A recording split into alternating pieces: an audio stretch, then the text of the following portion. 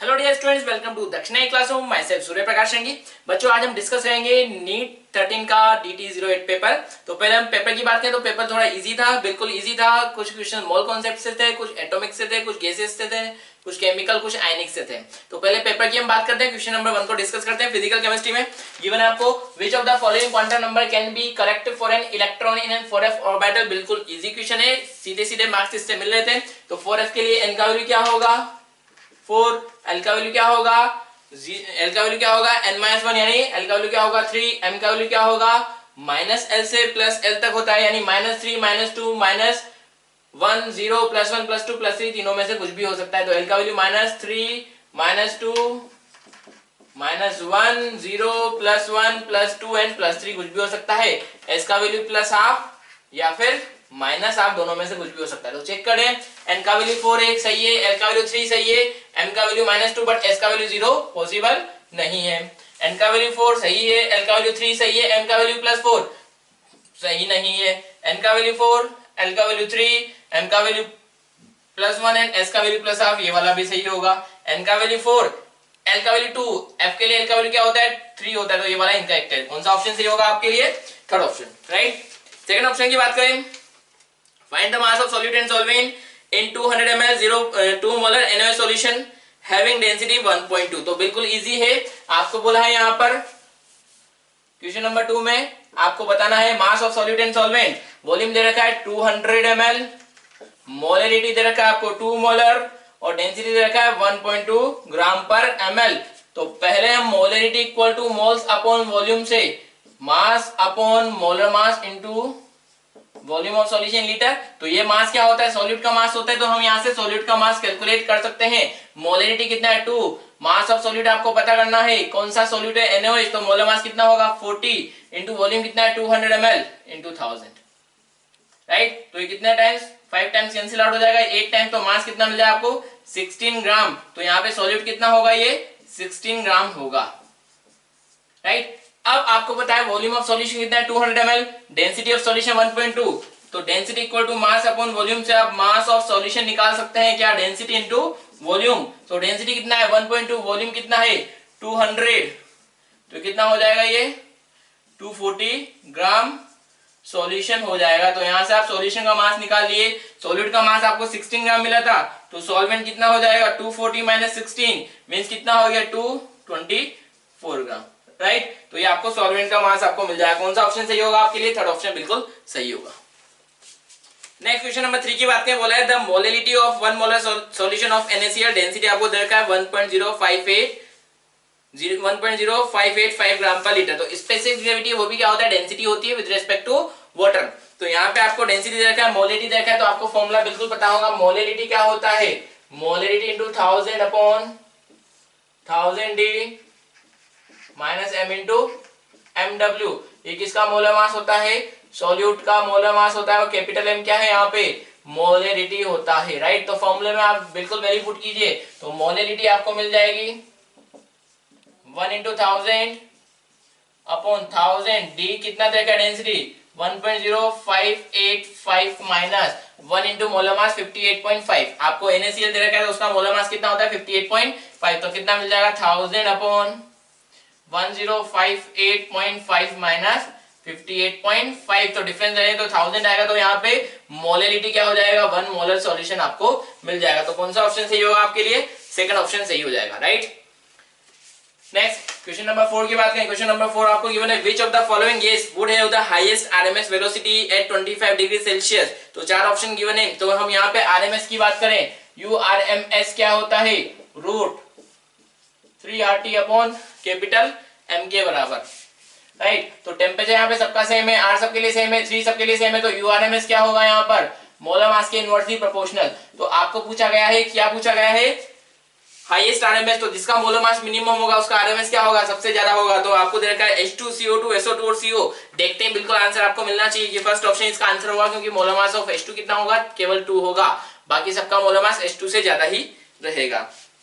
Next question number 5 की बात करें। क्वेश्चन नंबर 5 गिवन है the compressibility factor of a gas at low pressure and at Boyle's temperature. Yes, बिल्कुल free में marks देने वाला क्वेश्चन है। बॉयज टेम्परेचर क्या होता है, वो टेम्परेचर जिस पर real gas ideal behaviour show करना शुरू करती है, बट वो कंडीशन क्या होती है, लो प्रेशर पर। लो प्रेशर पर बॉयज टेम्परेचर पर रियल गैस क्या होती है, आइडियल बिहेवियर शो करना शुरू कर देती है। तो आइडियल गैस के लिए Z का वैल्यू क्या होता है, 1 के बराबर। तो आंसर क्या होना चाहिए, सेकंड, Z का वैल्यू क्या हो जाएगा, 1।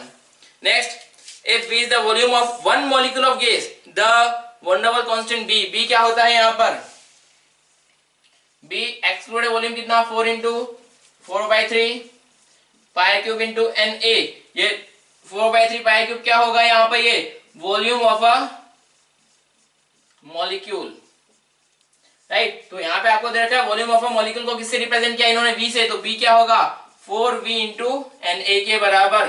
तो यहाँ पे आंसर कौन सा करेक्ट हो जाएगा, fourth answer will be your correct answer, right. Next, question number 7 given है आपको। फॉर द रिएक्शन गिवन है CaCO3 से कैल्शियम ऑक्साइड एंड CO2 बन रहा है। The pressure of the CO2 depends on mass of CaCO3, mass of CaO, mass of both CaO and CaCO3, temperature of the system. तो यहाँ पे आपको pressure of CO2 के बारे में पूछा है। तो अगर हम यहाँ पे इसकी बात करें तो इसका Kp क्या होगा, Kp इक्वल टू ये सॉलिड एक्टिव मास वन होगा, पार्शियल प्रेशर ऑफ CO2 के बराबर ही होगा, राइट। इसका सॉलिड है, ये भी सॉलिड है, दोनों का एक्टिव मास क्या होगा, 1 होगा। तो यहाँ पे Kp किसके बराबर है, pressure of partial pressure of CO2। तो Kp क्या होता है, कांस्टेंट टर्म होता है, किस पे डिपेंड करता है, ओनली ऑन टेम्परेचर। तो अगर ये कांस्टेंट टर्म है तो ये दोनों बिल्कुल बराबर है, तो ये भी क्या होगा, एक कांस्टेंट टर्म होना चाहिए। और किस पर डिपेंड करना चाहिए, केवल और केवल टेम्परेचर पर डिपेंड करना चाहिए। दोनों बराबर है आपस में, ठीक है। अगर ये चेंज हुआ तो Kp का वैल्यू चेंज होगा, बट अगर टेम्परेचर चेंज नहीं होता है तो Kp का वैल्यू क्या होता है, कांस्टेंट रहता है। तो इसका वैल्यू वैसे ही चेंज होगा जैसे Kp का वैल्यू चेंज होगा। तो Kp का वैल्यू किस पर डिपेंड करता है, केवल और केवल टेम्परेचर पर। इसलिए यहाँ पे पार्शियल प्रेशर ऑफ CO2 किस पर डिपेंड करेगा, केवल और केवल टेम्परेचर पर डिपेंड करेगा। तो आपका आंसर क्या, फोर्थ करेक्ट हो जाएगा, राइट। नेक्स्ट, क्वेश्चन नंबर 8 की बात करें। क्वेश्चन नंबर 8 आपको गिवन है, the dissociation of ammonium carbamate according to reaction. तो रिएक्शन आपको गिवन है NH2COO NH4। तो सॉलिड से क्या बना है यहाँ पर, NH3 गैस बन रहा है प्लस CO2 गैस यहाँ पर बन रहा है, ठीक है। बोला है the dissociation of ammonium carbonate according to the reaction is observe to be exothermic. तो डेल्टा H कैसा है, इसका नेगेटिव है, राइट, एक्सोथर्मिक नेचर है। तो डेल्टा H आपको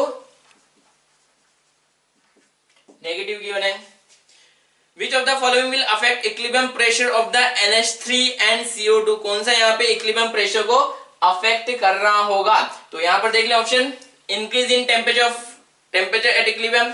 तो रिएक्शन क्या है यहाँ पे, एक्सोथर्मिक है। यस, अगर रिएक्शन एक्सो या एंडोथर्मिक होगी तो वो रिएक्शन को अफेक्ट जरूर करेगा।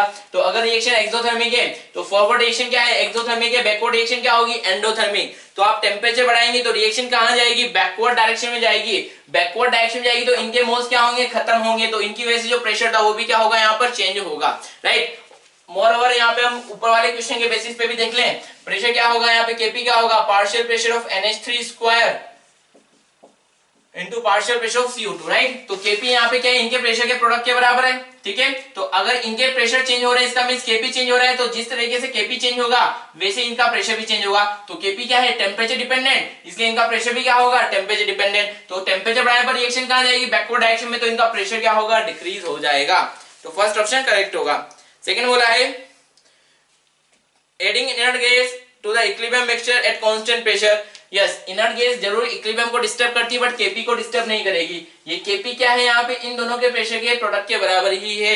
तो ये Kp को कांस्टेंट रखना है तो इन दोनों के प्रोडक्ट को भी कांस्टेंट रखना पड़ेगा। तो यहाँ पे इनका प्रेशर इनर्ट गैस पर डिपेंड नहीं करेगा। Doubling the volume of the container with the equilibrium is established. तो इक्विलिब्रियम आने पर वापस से यहाँ पे Kp का वैल्यू तो उतना ही रहना है। तो पार्शियल प्रेशर अगेन वही हो जाएंगे जो इनिशियल थे। तो वॉल्यूम को चेंज करने पे भी कोई फर्क पड़ने वाला नहीं है। तो फर्स्ट ऑप्शन ही आपका करेक्ट ऑप्शन होगा। नेक्स्ट, क्वेश्चन नंबर 9 की बात करें। विच ऑफ द फॉलोइंग सॉल्यूशन है POH इक्वल टू PKB। तो यहाँ पे आपको POH PKB के बराबर कौन सा सॉल्यूशन वो पूछा गया है। POH will be equal to PKB of ammonia. कौन से वाले सॉल्यूशन में है, तो यहाँ पे देख लेते हैं। फर्स्ट आपको दे रखा है 10 ml 0.1 molar HCl plus 10 ml 0.2 molar NH3। तो ये क्या है, ये बेस है, ये क्या है, एसिड है। तो दोनों रिएक्ट करेंगे क्या, बिल्कुल रिएक्ट करेंगे। तो HCl प्लस NH3 की रिएक्शन से क्या बनेगा, NH4Cl। ये कितना है 0.1 मोलर 10 ml, और ये कितना है 0.2 मोलर 10 ml। अगर आप मिलीमोल की बात करें तो ये 1 मिलीमोल होगा, और ये कितना है 2 मिलीमोल। लिमिटिंग कौन होगा यहाँ पे HCl, HCl हो जाएगा खत्म, बचेगा 0, ये 1 मिलीमोल बचेगा, और NH4Cl कितना 1 मिलीमोल, राइट। तो सॉल्यूशन में क्या प्रेजेंट है, वीक बेस भी प्रेजेंट है प्लस इसका सॉल्ट भी प्रेजेंट है, तो ये क्या बना, बफर बना। तो बफर बेसिक बफर है कॉम्बिनेशन के बेसिस पर, तो इसका POH क्या होगा, PKB plus log conjugate base ammonium ion upon weak base, right. तो यहां पर अमोनियम आयन का कंसंट्रेशन क्या होगा, मिलीमोल अपॉन टोटल वॉल्यूम क्या है यहाँ पे 10 प्लस 10 20 अपॉन अमोनिया का कंसंट्रेशन क्या होगा 1/20। तो दोनों सिमिलर है, कैंसिल आउट हो जाएगा, log 1 क्या होगा 0। तो POH किसके बराबर मिलेगा आपको, PKB के बराबर। तो फर्स्ट ऑप्शन ही आपका करेक्ट हो जाएगा। बाकी ऑप्शन भी हम चेक कर लेते हैं कि वहां पे pH क्या हो रहा होगा, कैसे निकल रहा होगा। तो सेकंड ऑप्शन की बात करें, सेकंड ऑप्शन गिवन आपको 20 ml HCl plus 20 ml 0.1 molar NH3, ये भी कितना है 0.1 मोलर। तो रिएक्शन होगा एसिड बेस में HCl प्लस NH3 क्या बना लेगा NH4Cl, तो कितना है ये 2 मिलीमोल, M इंटू V से 2 मिलीमोल, दोनों हो जाएंगे खत्म 0 0 2 millimole of ammonium chloride. Concentration क्या होगा मिलीमोल्स अपॉन वॉल्यूम इन ml, तो 2/40 इसका यानी 1/20 मोलर इसका कंसंट्रेशन होगा। तो ये क्या है सॉल्ट है, तो क्या लगाएंगे यहाँ पे सॉल्ट हाइड्रोलिसिस, तो pH कितना होगा half pKw minus pKb minus of log C। तो इस फॉर्मूले से आप इसका pH निकाल लेंगे। थर्ड दे रखा है आपको HCl प्लस NH3, तो HCl कितना है 0.2 मोलर 20 ml एंड अमोनिया कितना है 1 मोलर एंड 20 ml, तो ये कितना होगा 4 मिलीमोल, और ये कितना है 20 मिलीमोल। क्या बनाएगा NH4Cl बनाने वाला है, तो ये लिमिटिंग रिएजेंट ये हो जाएगा 0, कितना बचा 16, और ये कितना प्रोड्यूस होगा 4 मिलीमोल। तो यहाँ पे क्या है सॉल्यूशन में weak base plus it's salt present है, तो ये क्या बन रहा है बफर बन रहा है। इसका pH कितना होगा POH बिकॉज बेसिक बफर है, so POH equal to PKB plus log conjugate base ammonium ion 4 by total volume कितना है 20 प्लस 20 40 अपॉन 16/40। तो इसका POH PKB के बराबर तो रहने वाला नहीं है, तो POH PKB के बराबर कितना होगा 1 में ही होगा। नेक्स्ट क्वेश्चन नंबर 10 की बात करें, गिवन आपको solubility product of AgCl KSP given है 10⁻⁻10 at 25 degree Celsius. Calculate solubility of salt in 0.01 molar AgNO3 solution. तो क्वेश्चन नंबर 12 में आपको दे रखा है AgNO3 सॉल्यूशन कितना 0.01 मोलर। AgCl का आपको KSP दे रखा है कितना है इसका KSP 1 × 10⁻⁻10। तो यहाँ पे क्या होगा AgNO3 डिसोशिएट होगा 100%, तो AgNO3 से क्या बनने वाला है Ag प्लस NO3 माइनस, तो ये कितना है यहाँ पे 0.01 है, तो इससे भी कितना बनेगा 0.01 and 0.01 molar of Ag plus यहाँ पे बनने वाला है। अब ये Ag प्लस क्या करेगा इस AgCl से के लिए कॉमन आयन का काम करेगा, तो जब AgCl डिसोशिएट हो रहा होगा तो क्या बन रहा होगा Ag plus plus Cl minus, तो इसका सॉल्युबिलिटी S, इसका सॉल्युबिलिटी S, S से S और AC प्रोड्यूस होगा। अब Ag प्लस यहाँ से भी मिल रहा है, तो टोटल Ag प्लस कितना होगा S प्लस 0.01। हम क्या करेंगे 0.01 के रिस्पेक्ट में S को नेग्लेक्ट कर देंगे, तो कॉमन आयन इफेक्ट की वजह से इसका सॉल्युबिलिटी डिक्रीज होने वाला है, अभी पता लगेगा, राइट। तो इसका KSP क्या होगा Ag plus into Cl minus, तो Ag प्लस कितना है 0.01, Cl माइनस कितना है S, इसके बराबर होना चाहिए 10⁻⁻10, तो S क्या होगा 10⁻⁸ मोलर। तो नई सॉल्युबिलिटी क्या होगी यहाँ पर AgNO3 की प्रेजेंस में 10⁻⁸ मोलर। तो फर्स्ट ऑप्शन आपका करेक्ट आंसर होगा। नेक्स्ट 11th बोला गया है which of the following statement is wrong about galvanic cell। तो galvanic cell के बोला है cathode is positively charge, anode is negatively charge, reduction take place at anode, reduction take place at cathode. तो simply अगर हम यहाँ पे बात करें एक असेंबली की बात करें गैल्वेनिक सेल में, तो गैल्वेनिक सेल में यहाँ पर कॉपर एनोड जिंक एनोड होता है, और अगर हम यहाँ पे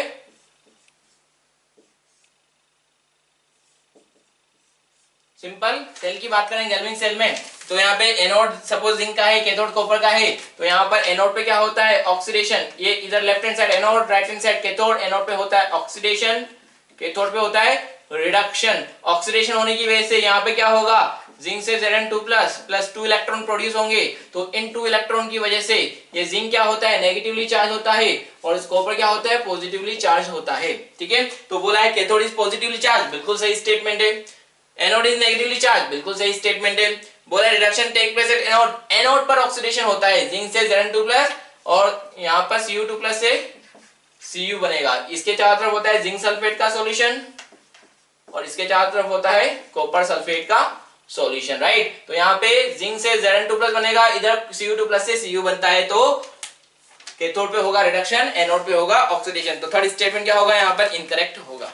ठीक, नेक्स्ट बोला है 12, in the galvanic cell Cu2+ oblique Cu से Cu2+ बन रहा है, Ag+ से Ag बन रहा है, the electron will travel in the external circuit. तो 12th में आपको बोला है Cu/Cu2+ एंड Ag+/Ag। तो इधर वाला पोर्शन होता है एनोड का पोर्शन, एनोड एक हाफ सेल, इधर कैथोड हाफ सेल, राइट। तो जब अगर आप यहाँ पे एक सिंपल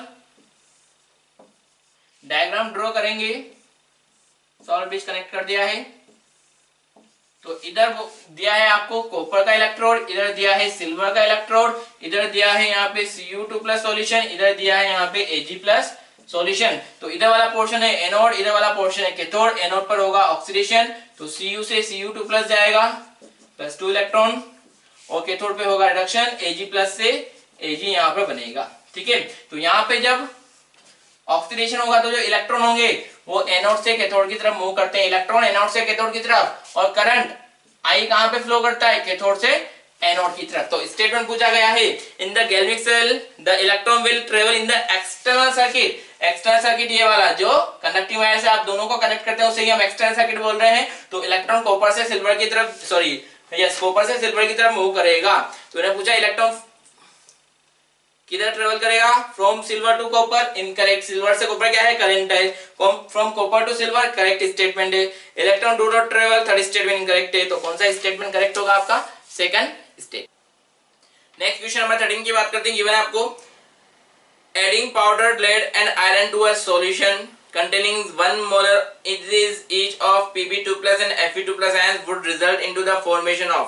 आपको यहाँ पे पोटेंशियल गिवन है, reduction potential of lead Pb2+ से Pb एंड Fe2+ से Fe के लिए, और ऑप्शन गिवन है, 4 ऑप्शन गिवन है, more of Pb and Fe2+ ions, more of Fe and Pb2+ ion, more of Fe and Pb, more of Fe2+ and Pb2+ ion. तो यहाँ पे आपको बताना है कि कौन सा स्टेटमेंट चाहिए। तो बिल्कुल इजी क्वेश्चन है, केवल आप रिडक्शन पोटेंशियल के बेसिस पर आंसर को चेक कर सकते हैं। तो रिडक्शन पोटेंशियल दे रखा है आपको Pb2+ ऑब्लिक Pb से के लिए -0.13 volt and Fe2+ oblique Fe के लिए -0.44 वोल्ट। तो यहाँ पे आप कंपेयर कर सकते हैं रिडक्शन पोटेंशियल किसका ज्यादा है। यहाँ पे लेड का रिडक्शन पोटेंशियल ज्यादा है, तो जिसका रिडक्शन पोटेंशियल ज्यादा होता है, अगर आप दो एलिमेंट को एक साथ कंबाइन कर रहे हैं तो जिसका रिडक्शन पोटेंशियल ज्यादा होता है वो रिड्यूस होता है, और जिसका कम होता है वो ऑक्सीडाइज होता है। तो हमारे पास क्या है, adding powder Pb and Fe to a solution of, हमारे पास सॉल्यूशन क्या है, जो सॉल्यूशन उसमें क्या क्या प्रेजेंट है, Pb2+ है एंड Fe2+ है, राइट। एक सॉल्यूशन था जिसमें क्या था, Pb2+ था एंड Fe2+ था। अब इसमें आपने क्या मिला दिया, Pb एंड Fe मिला दिया, राइट। तो अब सॉल्यूशन में चारों कंपोनेंट प्रेजेंट है, ठीक है। अब यहाँ पे क्या होगा कि जिसका रिडक्शन पोटेंशियल ज्यादा है वो रिड्यूस होने की कोशिश करेगा, और जिसका कम है उसका क्या होगा, ऑक्सीडेशन। तो ऑक्सीडेशन होने के लिए लोअर ऑक्सीडेशन स्टेट होना जरूरी था। तो जब अकेले ये दोनों प्रेजेंट थे तो यहाँ पर ये अकेला रिड्यूस नहीं हो सकता और ये ऑक्सीडाइज नहीं हो सकता। क्यों, क्योंकि यहाँ पर इसमें Fe इनिशियली 0 वाला प्रेजेंट नहीं है। तो जब आपने यहाँ पे इसके अंदर Pb और Fe मिला दिया तो क्या रिएक्शन हो जाएगी, जिसका रिडक्शन पोटेंशियल ज्यादा है, जिसका रिडक्शन पोटेंशियल ज्यादा है वो क्या होगा, यहाँ पर रिड्यूस हो जाएगा, और जिसका रिडक्शन पोटेंशियल कम है वो क्या हो जाएगा, यहाँ पे ऑक्सीडाइज हो जाएगा। तो अब यहाँ पे ये रिएक्शन क्या होगी, इसमें आपने ये मिला दिया तो उसके बाद रिएक्शन क्या होना शुरू होगी, लेड का रिडक्शन शुरू हो जाएगा और आयरन का ऑक्सीडेशन शुरू हो जाएगा। तो सॉल्यूशन में अब क्या होगा, लेड बन रहा है और आयरन ऑक्सीडाइज हो रहा है, तो Pb2+ क्या हो रहा है यहाँ पे, सॉरी Pb2+ एंड Fe क्या होगा, डिक्रीज होगा, and Pb and Fe2+ increase होगा, राइट। तो यहाँ पे देख लीजिए ऑप्शन क्या है कि Pb2 प्लस और Fe तो डिक्रीज होने वाले हैं और Pb and Fe2 plus increase होने वाले हैं। तो बोला है first option more of Pb and Fe2 plus ion, more of Pb and Fe2 plus ion. तो स्टेटमेंट क्या है, करेक्ट है, यहाँ पे मोर Pb और Fe2 प्लस आयन का फॉर्मेशन हो गया है। सेकंड बोला है मोर Fe and Pb2 plus, Fe and Pb2 plus तो क्या हो रहे हैं, डिक्रीज हो रहे हैं। थर्ड बोला है मोर Fe and Pb, Fe and Pb नहीं, एक हो रहा है डिक्रीज, एक हो रहा है increase. More of Fe2 plus and Pb2 plus, Pb2 plus decrease हो रहा है और Fe2 प्लस इंक्रीज हो रहा है। तो फाइनली कौन सा ऑप्शन सही होगा आपके लिए, केवल फर्स्ट ऑप्शन ही सही होगा, ठीक है। नेक्स्ट क्वेश्चन नंबर 14 की बात करते हैं। 14 गिवन है the standard oxidation potential E for the half reactions are given. Zinc से Zn2 प्लस का ऑक्सीडेशन पोटेंशियल गिवन है, आयरन से Fe से Fe2 प्लस का ऑक्सीडेशन पोटेंशियल गिवन है। The EMF for the cell के लिए ईएमएफ पूछा गया है। तो आप ईएमएफ सेल कैसे निकालते हैं, E of cell equal to E naught of cathode minus E naught of anode, both will be reduction potential, right। तो यहाँ पे आपको ऑक्सीडेशन पोटेंशियल दे रखा है, तो E naught of Zn2 plus oblique Zn, reduction potential क्या होगा minus 0.76, और E naught Fe2 plus oblique Fe का रिडक्शन पोटेंशियल क्या होगा माइनस 0.41 वोल्ट, राइट। अब यहाँ पे जब आप रिडक्शन पोटेंशियल के बेसिस पर सेल पोटेंशियल निकालते हैं तो क्या होगा, कैथोड माइनस एनोड। तो reduction potential of cathode minus anode. तो अब यहाँ पे दो एलिमेंट है, दोनों में से किसको आपको यहाँ पर कैथोड लेना है, किसको एनोड लेना है। उसके लिए सिंपल लॉजिक है कि जिसका रिडक्शन पोटेंशियल ज्यादा होता है वो रिड्यूस होता है और जिसका कम होता है वो ऑक्सीडाइज होता है। तो जिसका रिडक्शन पोटेंशियल ज्यादा होगा उसके रिड्यूस होने की टेंडेंसी मींस वो एज अ कैथोड बिहेव करेगा, और जिसका रिडक्शन पोटेंशियल कम होगा उसके ऑक्सीडाइज होने की टेंडेंसी मींस वो एज अ एनोड बिहेव करेगा। तो दोनों में से रिडक्शन पोटेंशियल किसका ज्यादा है, इसका। तो ये क्या काम करेगा, एज अ कैथोड बिहेव करेगा जब दोनों को कनेक्ट करेंगे, और ये एज अ एनोड बिहेव करेगा। तो E नॉट ऑफ सेल क्या हो जाएगा, E not of cathode minus E not of anode. तो दोनों का रेफरेंस ले लीजिए, माइनस 0.41 प्लस 0.76, तो ये मिल जाए आपको 0.35 वोल्ट, राइट।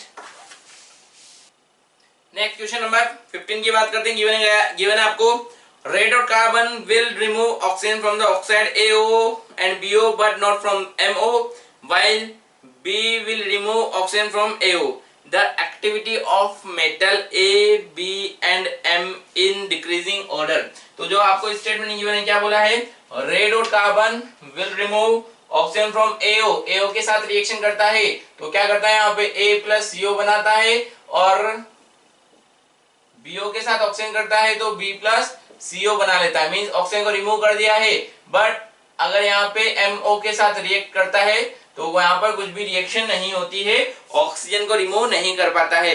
और बोला है while B will remove oxygen, B को अगर आप AO के साथ रिमूव रिएक्ट करें तो क्या करता है यहाँ पे A प्लस BO बन जाता है from AO। The activity of metal, activity of metal means metal की एक्टिविटी आप कैसे बताते हैं, उसके ऑक्सीडाइज होने की टेंडेंसी के बेसिस पर। तो यहाँ पे आपको ऑक्सीडेशन पोटेंशियल के बेसिस पर अरेंज करना है। तो पहले हम देख रहे हैं यहाँ पे हो क्या रहा है कि यहाँ पर कार्बन 0 से प्लस में आया 2 प्लस में, और यहाँ पे A2 प्लस से किस में गया 0 में, मींस A रिड्यूस हुआ और कार्बन ऑक्सीडाइज हुआ। तो कौन रिड्यूस होता है, अगर आप कॉम्बिनेशन के अकॉर्डिंग देखें जिसका रिडक्शन पोटेंशियल ज्यादा होता है वो रिड्यूस होता है। तो अगर हम यहाँ पे रिडक्शन पोटेंशियल की बात करें तो इन दोनों में रिडक्शन पोटेंशियल किसका ज्यादा होगा, जो रिड्यूस हो रहा होगा। ए का रिडक्शन पोटेंशियल कार्बन से ज्यादा है। यहाँ पे कार्बन 0 से 2 प्लस में गया ऑक्सीडाइज हुआ, और B 2 प्लस से 0 में आया मींस रिड्यूस हुआ। तो जो रिड्यूस हो रहा है उसका रिडक्शन पोटेंशियल क्या होगा, ज्यादा। तो B रिड्यूस हो रहा है तो यहाँ पे B का रिडक्शन पोटेंशियल कार्बन से क्या होगा, ज्यादा। अब यहाँ पे M रिड्यूस नहीं हो पा रहा है, ये जो रिएक्शन है जो होनी चाहिए थी वो नहीं हो पा रही है, मींस जिसका रिडक्शन यहाँ पे M का रिडक्शन पोटेंशियल कार्बन से ज्यादा नहीं होगा। यानी यहाँ पे किसका रिडक्शन पोटेंशियल ज्यादा होगा, कार्बन का M से ज्यादा होगा। तो जिसका रिडक्शन पोटेंशियल ज्यादा था उसको रिड्यूस होना चाहिए था, बट ये ऑलरेडी रिड्यूस फॉर्म में है, 0 में है, तो इसलिए ये रिएक्शन नहीं हुई है। ठीक है, यहाँ पे A प्लस से 0 में चला गया है, A प्लस 2 प्लस से 0 में चला गया है, मींस रिड्यूस हो रहा है। तो जो रिड्यूस होता है उसका रिडक्शन पोटेंशियल क्या होता है, ज्यादा होता है। तो ये रिलेशन आपको रिडक्शन पोटेंशियल के बेसिस पर मिल गए। अब ओवरऑल अगर आप रिडक्शन पोटेंशियल को कंपेयर करें तो सबसे ज्यादा रिडक्शन पोटेंशियल A का C से ज्यादा है, और B का C से भी ज्यादा है, और C का M से ज्यादा है। तो सबसे ज्यादा रिडक्शन पोटेंशियल किसका होना चाहिए, A का, देन B का, देन C का, देन M का। चेक कीजिए जो करेक्शन जो हमने लिखा है वो सही है। A का C से ज्यादा है, यस। B का C से ज्यादा है, यस। C का M से ज्यादा है, यस। ए का बी से भी ज्यादा है, यस, तो ये इनके रिडक्शन पोटेंशियल के बीच में आपको रिलेशन मिल जाएंगे। ठीक है, अब आपको मेटल के बारे में पूछा, इन तीन के बारे में आपको मेटल की एक्टिविटी के बारे में पूछा है, तो यानी ऑक्सीडेशन पोटेंशियल के बारे में इंफॉर्मेशन देना है। तो ऑक्सीडेशन पोटेंशियल क्या होगा, यहाँ पे जो रिडक्शन होता है उसका इनवर्स ए बी एंड सी। तो करेक्ट आंसर क्या होगा यहाँ पर, सी का एक्टिविटी, मेटल की एक्टिविटी सबसे ज्यादा होगी। देन फिर अच्छा मेटल के बारे में बताना है ना, तो यहाँ पे सी को हटा दीजिए, A B and M, right. C तो क्या है यहाँ पे कार्बन, आपको मेटल के पोटेंशियल के बेसिस बताना है, तो यहाँ पे ये रिडक्शन का है तो ऑक्सीडेशन का क्या ऑर्डर होगा जाएगा ए बी एंड एम। तो एम का ऑक्सीडेशन पोटेंशियल सबसे ज्यादा, देन बी, देन फिर ए। तो आपका ऑप्शन सही कौन सा हो जाएगा, थर्ड ऑप्शन आपका करेक्ट ऑप्शन होगा। नेक्स्ट क्वेश्चन 16 में आपको गिवन है, how much will the potential of hydrogen electrode change when its solution initially at pH 0 is neutralised to pH 7, right. अब कुछ भी बोला नहीं तो आप हमेशा कौन से पोटेंशियल को देखेंगे, यहाँ पे रिडक्शन पोटेंशियल को। तो H+ से किस में जाएगा, ये H2 में। आपको पहले ही बताया कि यहाँ पे आप चाहे 2H+ लीजिए या H+ लीजिए, पोटेंशियल पे कुछ फर्क पड़ने वाला नहीं है, बिकॉज पोटेंशियल क्या होता है यहाँ पे कोफिशिएंट पर डिपेंड नहीं करता है, राइट। तो अभी हम यहाँ पे बात करें, जब pH 0 था तो H+ का कंसंट्रेशन क्या होगा, 1 होगा, राइट। तो यहाँ पे आप पोटेंशियल की बात करें तो E reduction equal to E0 reduction minus 0.06 upon n log product H2 power half upon H+, right. तो रिडक्शन 0 माइनस 0.06 अपॉन n का वैल्यू कितना, 1 लॉग H+। यहाँ पे कुछ भी गिवन नहीं है, तो अगर कुछ भी इंफॉर्मेशन गिवन नहीं हो प्रेशर ऑफ हाइड्रोजन की, तो आप कितना कंसीडर करते हैं, 1 पावर हाफ अपॉन H+ का कंसंट्रेशन 1, तो log 1 क्या होगा, 0। तो E रिडक्शन कितना मिल जाएगा आपको, 0, राइट। तो इनिशियली रिडक्शन पोटेंशियल यहाँ पर इतना था इलेक्ट्रोड का। अब pH कितना कर दिया यहाँ पे 7, यानी H+ का कंसंट्रेशन कितना हो गया, 10⁻⁻�7, राइट। तो यहाँ पर E रिडक्शन कितना हो जाएगा, 0 minus 0.06 upon 1 log 1 power half upon H+ कितना है, 10⁻⁻7, राइट। तो इसे ऊपर ले आइए तो कितना हो जाएगा, माइनस 0.06 log 10⁻7, 7 आ जाएगा, log 10 का वैल्यू कितना, 1, तो माइनस 0.06 इंटू 7 माइनस 0.42 वोल्ट। तो ये आपको फाइनली पोटेंशियल मिल जाएगा। तो इनिशियल कितना था, 0, फाइनली कितना हो गया यहाँ पे, माइनस 0.42। तो ये क्या हो गया, माइनस 0.42 से डिक्रीज हो गया है। तो ऑप्शन देख लीजिए, ऑप्शन क्या गिवन है यहाँ पे। अच्छा, यहाँ पे अगर आप 0.059 लेते तो आपको ये लगभग 0.4 के लगभग आंसर आता। तो ऑप्शन देख लीजिए, इंक्रीज बाय 0, इंक्रीज नहीं हुआ है तो फर्स्ट ऑप्शन तो होगा नहीं। डिक्रीज बाय 0.059 नहीं है, माइनस 0.42 यानी 0.42 से डिक्रीज हुआ है। इंक्रीज बाय 0.41 इनकरेक्ट है, डिक्रीज हुआ है, डिक्रीज बाय 0.4 वोल्ट। तो फोर्थ ऑप्शन आपका करेक्ट हो जाएगा। नेक्स्ट क्वेश्चन नंबर 17 की बात करते हैं। गिवन आपको फॉर अ रिएक्शन गिवन है A+2 B+7 बन रहा है A2 plus 2B solid, right. यहाँ पर AB क्या है, सॉलिड है। बोला गया है Kc has been found to be 10⁻12, Kc आपको दे रखा है 10⁻12, देन E0। तो E सेल क्या होता है, E0 माइनस 0.06 अप्रोक्सीमेट वैल्यू लेते हैं upon n log product upon reactant. तो प्रोडक्ट और रिएक्टेंट का रेशियो क्या बोला जाता है, QC, रिएक्शन क्वोशिएंट। तो जब इक्विलिब्रियम होगा तो ई सेल क्या होगा, एट इक्विलिब्रियम ई सेल क्या हो जाएगा, 0, और यहाँ पे QC किस में कन्वर्ट हो जाएगा, KC में। तो यहाँ पे ये E0 हो जाएगा, तो इसको इधर लाएंगे तो क्या होगा, minus E0 cell equal to minus 0.06 upon n log KC, right. तो माइनस से माइनस कैंसिल आउट हो जाएगा, E0 सेल कितना हो जाएगा, 0.06 upon n log KC, right. तो KC का वैल्यू आपको गिवन है और पूछा क्या गया है, E0 सेल पूछा गया है, तो कितना होगा 0.06 अपॉन n। n का वैल्यू क्या होगा, रिएक्शन में ओवरऑल कितने इलेक्ट्रॉन फ्लो हो रहे हैं, या तो ऑक्सीडेशन के इलेक्ट्रॉन ले लो या रिडक्शन के इलेक्ट्रॉन ले लो।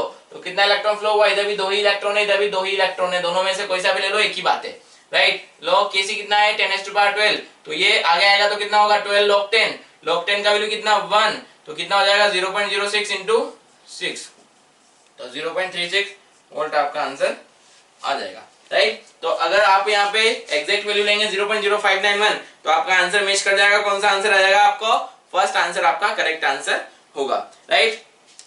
नेक्स्ट क्वेश्चन नंबर 18 की बात करें। क्वेश्चन नंबर आपको 18 गिवन है, W gram of copper deposited in a copper voltmeter when an electric current of 2 ampere is passed for 2 hours. If 1 ampere of electric current is passed for 4 hours in the same voltmeter, copper deposited will be, right? तो यहाँ पे क्या बोला गया है, जब आप कितना I कितना ले रहे हैं 2 एम्पियर और टाइम कितना है यहाँ पे 2 आवर, तो जो कॉपर डिपॉजिट हो रहा है वो कितना है W ग्राम, राइट। अब आपको बोला है आई आपने कितना ले लिया, आई आपने लिया 1 एम्पियर एंड टाइम कितना ले लिया 4 आवर्स, तो यहाँ पे कॉपर का कितना मास डिपॉजिट होगा वो आपसे पूछा गया है, राइट। तो जो मास ऑफ कॉपर यहाँ पे डिपॉजिट होगा किस पे डिपेंड करेगा, कितना चार्ज आप फ्लो करा रहे हैं, राइट। क्योंकि यहाँ पे जब Cu2+ से Cu डिपॉजिट होगा तो कितने इलेक्ट्रॉन ले रहा है, यहाँ पे 2 इलेक्ट्रॉन ले रहा है। तो जो मास ऑफ कॉपर डिपॉजिट हो रहा है वो इस बात पे डिपेंड करेगा कि कितना इलेक्ट्रॉन, कितना मोल ऑफ इलेक्ट्रॉन यहाँ पे फ्लो कराया। अगर 2 mole of electron means 2 Faraday charge flow कराया तो यहाँ पे कितना मोल डिपॉजिट होगा 1 मोल। अगर 4 मोल इलेक्ट्रॉन यहाँ पे फ्लो कराया तो कितना होगा, जितना यहाँ पे 2 मोल से हो रहा है उसका डबल यहाँ पे 2 मोल डिपॉजिट हो जाएगा। अगर 6 मोल इलेक्ट्रॉन फ्लो कराया, 6 मोल इलेक्ट्रॉन मींस यहाँ पे 6 फैराडे फ्लो कराया तो 3 मोल कॉपर यहाँ पर डिपॉजिट हो जाएगा, राइट। तो जो मास डिपॉजिट होता है वो इस बात पे डिपेंड करता है कि कितना चार्ज फ्लो हो रहा है।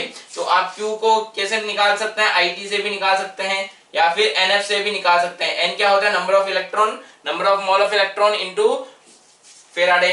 तो IT से भी आप निकाल सकते हैं। I कितना यहाँ पे फर्स्ट कंडीशन में Q1 कितना है 2 एम्पियर इंटू 2 आर, तो यहाँ पे आप इसको सेकंड में कन्वर्ट कर दीजिए। तो इतना चार्ज आपने फर्स्ट में फ्लो कराया तो जो मास डिपॉजिट हुआ है वो कितना है W ग्राम। अब सेकंड में आपने कितना चार्ज फ्लो कराया यहाँ पे 1 इंटू 4 इंटू 60 इंटू 60, तो यहाँ पे आप देखिए तो ये कितना है 4 इंटू 60 इंटू 60, 4 इंटू 60 इंटू 60। तो आपने दोनों में चार्ज तो क्या है सिमिलर ही फ्लो करा रहे हैं, तो सिमिलर चार्ज फ्लो कराए तो मास भी क्या होगा सिमिलर ही प्रोड्यूस होने वाला है। तो यहाँ पे W ग्राम ही कॉपर डिपॉजिट होने वाला है। तो कौन सा ऑप्शन आपका करेक्ट हो जाएगा, फर्स्ट ऑप्शन आपका करेक्ट हो जाएगा, राइट। नेक्स्ट क्वेश्चन नंबर 19 की बात करें, गिवन आपको a weak acid has a dissociation constant 1 into 10 raised to power minus 4, the equilibrium constant for its reaction with a strong base। तो आपको दे रखा है Ka of weak acid, suppose Ha weak acid है उसका K दे रखा है 10 raised to power minus 4। अब आपको बोला है the equilibrium constant for its reaction with a strong base, तो आपको यहाँ पे Ha का strong base सपोज NaOH ले लें तो इसके साथ इसका जो भी equilibrium constant होगा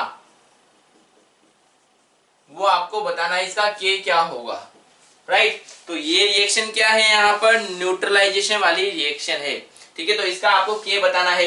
तो अब यहाँ पे एक छोटा सा कॉन्सेप्ट आपको पता होगा कि अगर हम न्यूट्रलाइजेशन और हाइड्रोलिसिस की बात करते हैं तो हाइड्रोलिसिस और न्यूट्रलाइजेशन क्या होता है, एक दूसरे का रिवर्स होता है, ये आपने पढ़ा भी होगा, ठीक है। तो अगर आपको हाइड्रोलिसिस रिएक्शन का इक्विलिब्रियम कांस्टेंट पता है तो आप न्यूट्रलाइजेशन रिएक्शन का कांस्टेंट निकाल सकते हैं। अच्छा, अगर आपको यहाँ पे सपोज A से B का इक्विलिब्रियम कांस्टेंट पता है, सपोज इसका K है, तो B to A का बता पाएंगे क्या, राइट, बिल्कुल बता पाएंगे कि ये कितना होगा 1/K के बराबर होगा। यानी रिएक्शन अगर इन्वर्ट हो जाती है तो उसका इक्विलिब्रियम कांस्टेंट भी क्या हो जाता है, इन्वर्ट हो जाता है। तो हमें इस रिएक्शन का इक्विलिब्रियम कांस्टेंट निकालना है, तो हम क्या करें यहाँ पे कि इस सॉल्ट के हाइड्रोलिसिस का इक्विलिब्रियम कांस्टेंट की बात करते हैं तो NaA जब ये डिसोशिएट होगा तो क्या बनाएगा Na+ plus A- plus H2O जब इसका हाइड्रोलिसिस हो रहा होगा, राइट। तो यहाँ पे क्या बनेगा Ha प्लस NaOH तो हमेशा डिसोशिएटेड फॉर्म में ही रहेगा।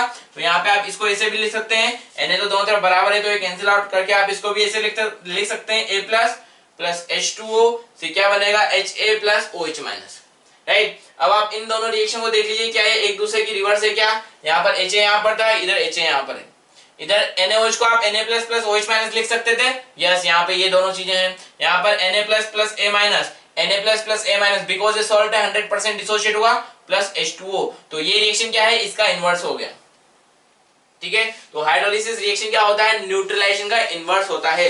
तो हाइड्रोलिसिस रिएक्शन का जो कांस्टेंट होता है इक्विलिब्रियम कांस्टेंट उसको आप क्या लिखते हैं KH, हाइड्रोलिसिस कांस्टेंट, और हाइड्रोलिसिस कांस्टेंट क्या होता है, Kw अपॉन Ka के बराबर होता है, राइट। तो Kw और Ka के रिलेशन से आपको क्या मिलेगा, KH मिल जाएगा। तो पहले KH निकाल लीजिए। Kw कितना, टेम्परेचर कुछ भी गिवन नहीं है तो आप हमेशा 10⁻20 सॉरी 10 यहाँ पे हमेशा 25 डिग्री सेल्सियस ही कंसीडर करेंगे।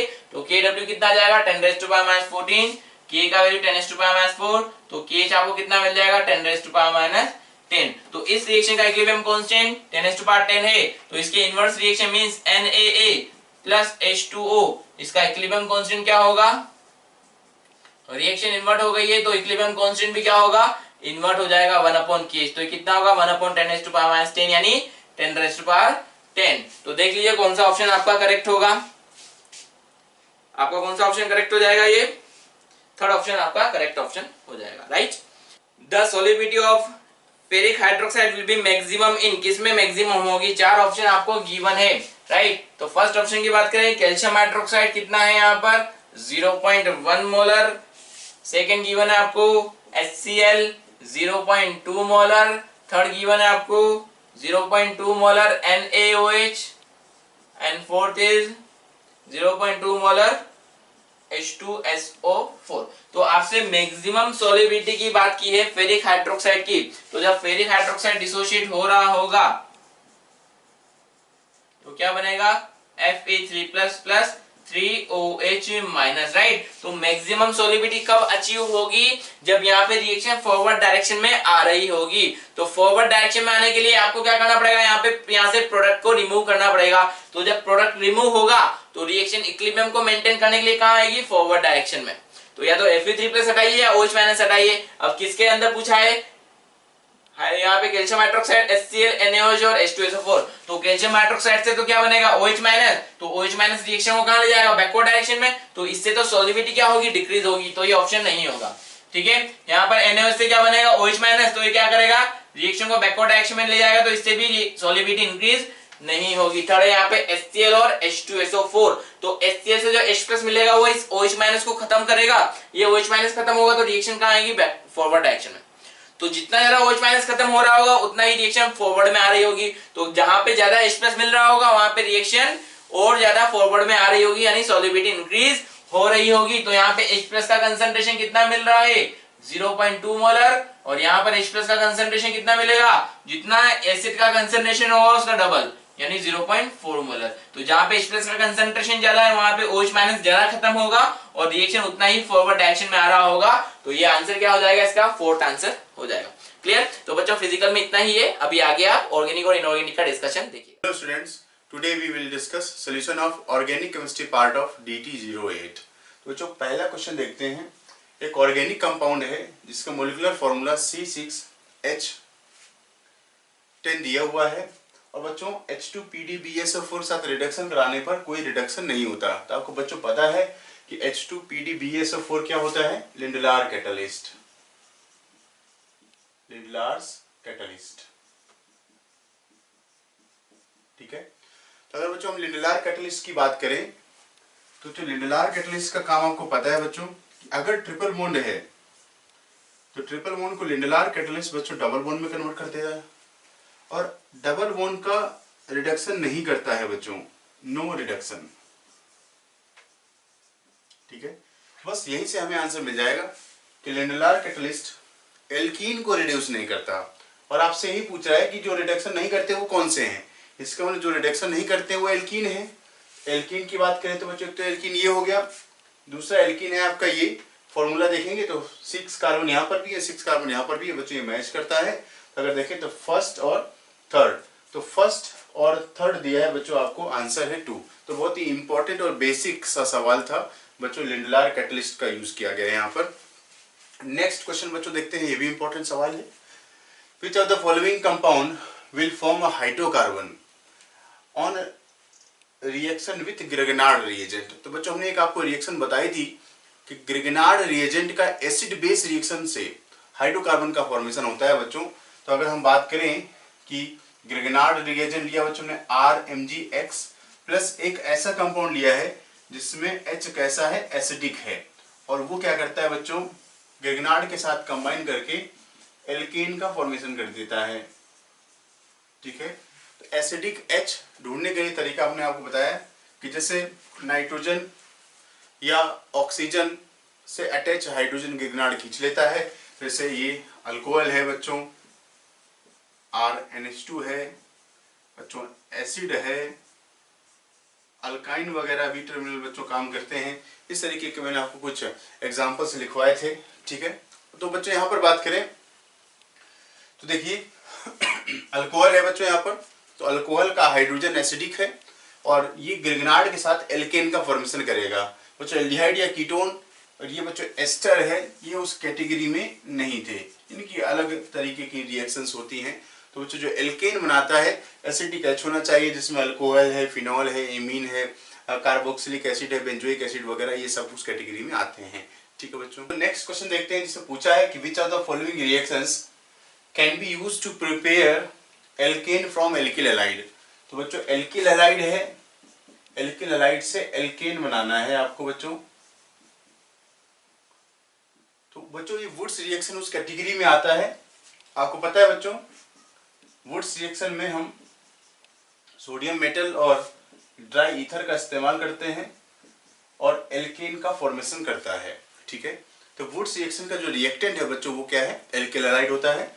अगर बच्चों हम कोल्बे की बात करें तो कोल्बे इलेक्ट्रोलाइसिस में सोडियम और potassium salt of carboxylic acid लेते हैं बच्चों, ये रिएक्टेंट है, तो ये एल्किल हैलाइड नहीं है बच्चों। हॉफमैन रिएक्शन की बात करें तो हॉफमैन रिएक्शन में बच्चों हम R4N plus OH minus quaternary ammonium salt का इस्तेमाल करते हैं बच्चों, ठीक है।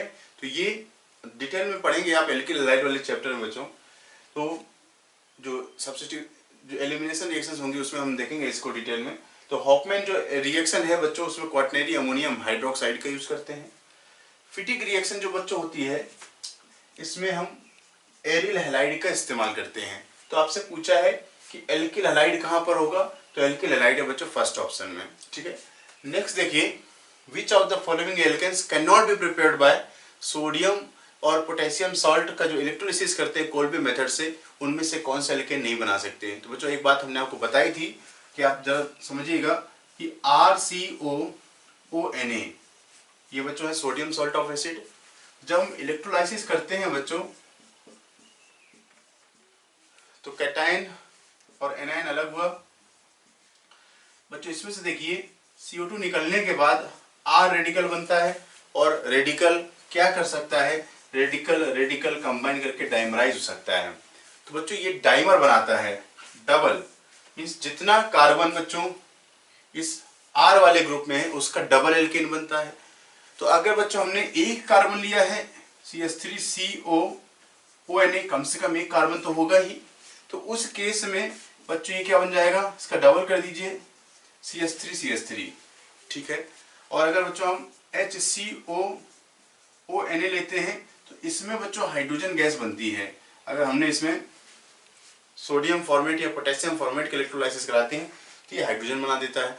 तो बच्चों हमने आपको बताया था कि methane can not be prepared bye Kolbe electrolysis method, ठीक है। Methane can not be prepared bye Wurtz reaction, ठीक है, क्योंकि डबल डाइमराइजेशन होता है बच्चों, यहाँ भी रेडिकल रेडिकल कंबाइन कर जाएंगे तो मीथेन बनने की यहाँ पर कोई संभावना नहीं है। मीथेन बनाने का मेथड है soda lime decarboxylation. Next question देखते हैं, हमें बनाना है बच्चों अनसिमेट्रिकल एल्केन और बच्चों यहाँ पर दो रिएक्शंस गिवन है, एक है वुड्स एक है कोरिया हाउस।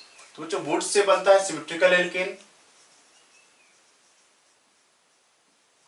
और अगर हम कोरिया हाउस की बात करें तो कोरिया हाउस से हम सभी टाइप के all types of alkene can be prepared, ठीक है। तो कोरिया हाउस मेथड एल्केन बनाने का अच्छा मेथड माना जाता है बच्चों, क्योंकि कोरिया हाउस सिंथेसिस से हम सिमेट्रिकल अनसिमेट्रिकल ब्रांच्ड एल्केन बना सकते हैं, जबकि बच्चों वुड्स रिएक्शन सिर्फ और सिर्फ सिमेट्रिकल एल्केन बनाने में यूज किया जाता है, ठीक है। तो कोरिया हाउस एक इंपॉर्टेंट मेथड है, आपको पता होगा बच्चों इसमें हम क्या करते हैं। तो कोरिया हाउस में बच्चों एल्किल हैलाइड लेते हैं, लिथियम है, क्यूप्रस आयोडाइड है और फिर बच्चों हम एल्किल हैलाइड ऐसे लेते हैं और एल्केन का फॉर्मेशन होता है बच्चों R R डैश। मेथड पूरा बच्चों हमने डिटेल में डिस्कस किया हुआ है। नेक्स्ट देखते हैं बच्चों, कॉन्सेप्ट पर बेस्ड क्वेश्चन है, आसानी से समझ में आ जाएगा कि बच्चों एक रिएक्शन गिवन है, पूछ रहा है ये रिएक्शन कौन सा रिएक्शन है। तो बच्चों आप ध्यान दीजिए, डबल बॉन्ड है, डबल बॉन्ड पर एडिशन रिएक्शन होती है, पहले तो आपको ये पता होना चाहिए, एडिशन रिएक्शन, ठीक है। तो यहाँ पर देखिए एडिशन कहाँ दिया हुआ है, कार्बन डबल बॉन्ड कार्बन पर वाटर का एडिशन हो गया है in the presence of acid. तो बच्चों ये एसिड एडिशन रिएक्शन का एग्जांपल है। बच्चों नेक्स्ट क्वेश्चन देखते हैं, हेलोजिनेशन ऑफ एल्केन से पूछा गया है। तो बच्चों इसमें देखिए ये A B C D 4 type के बच्चों इसमें कार्बन है, उनसे रिलेटेड हाइड्रोजन, तो 4 तो स्ट्रक्चरल आइसोमर होंगे। तो आइसोमेरिक प्रोडक्ट बच्चों पूछा है, जिसमें हमें टोटल देखने हैं, जब कुछ ना लिखा हो तो टोटल देखेंगे बच्चों।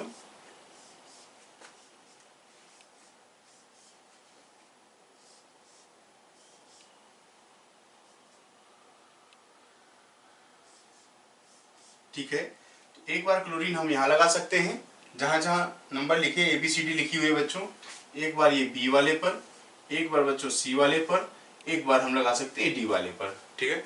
अब देखिए इसमें क्या, अगर कोई कार्बन कायरल बनता है तो उसके 2 प्रोडक्ट बन जाएंगे बच्चों। ये कार्बन कायरल है तो इसके 2 प्रोडक्ट, यहाँ पर अकेला ही रहेगा, कोई कार्बन कायरल नहीं है।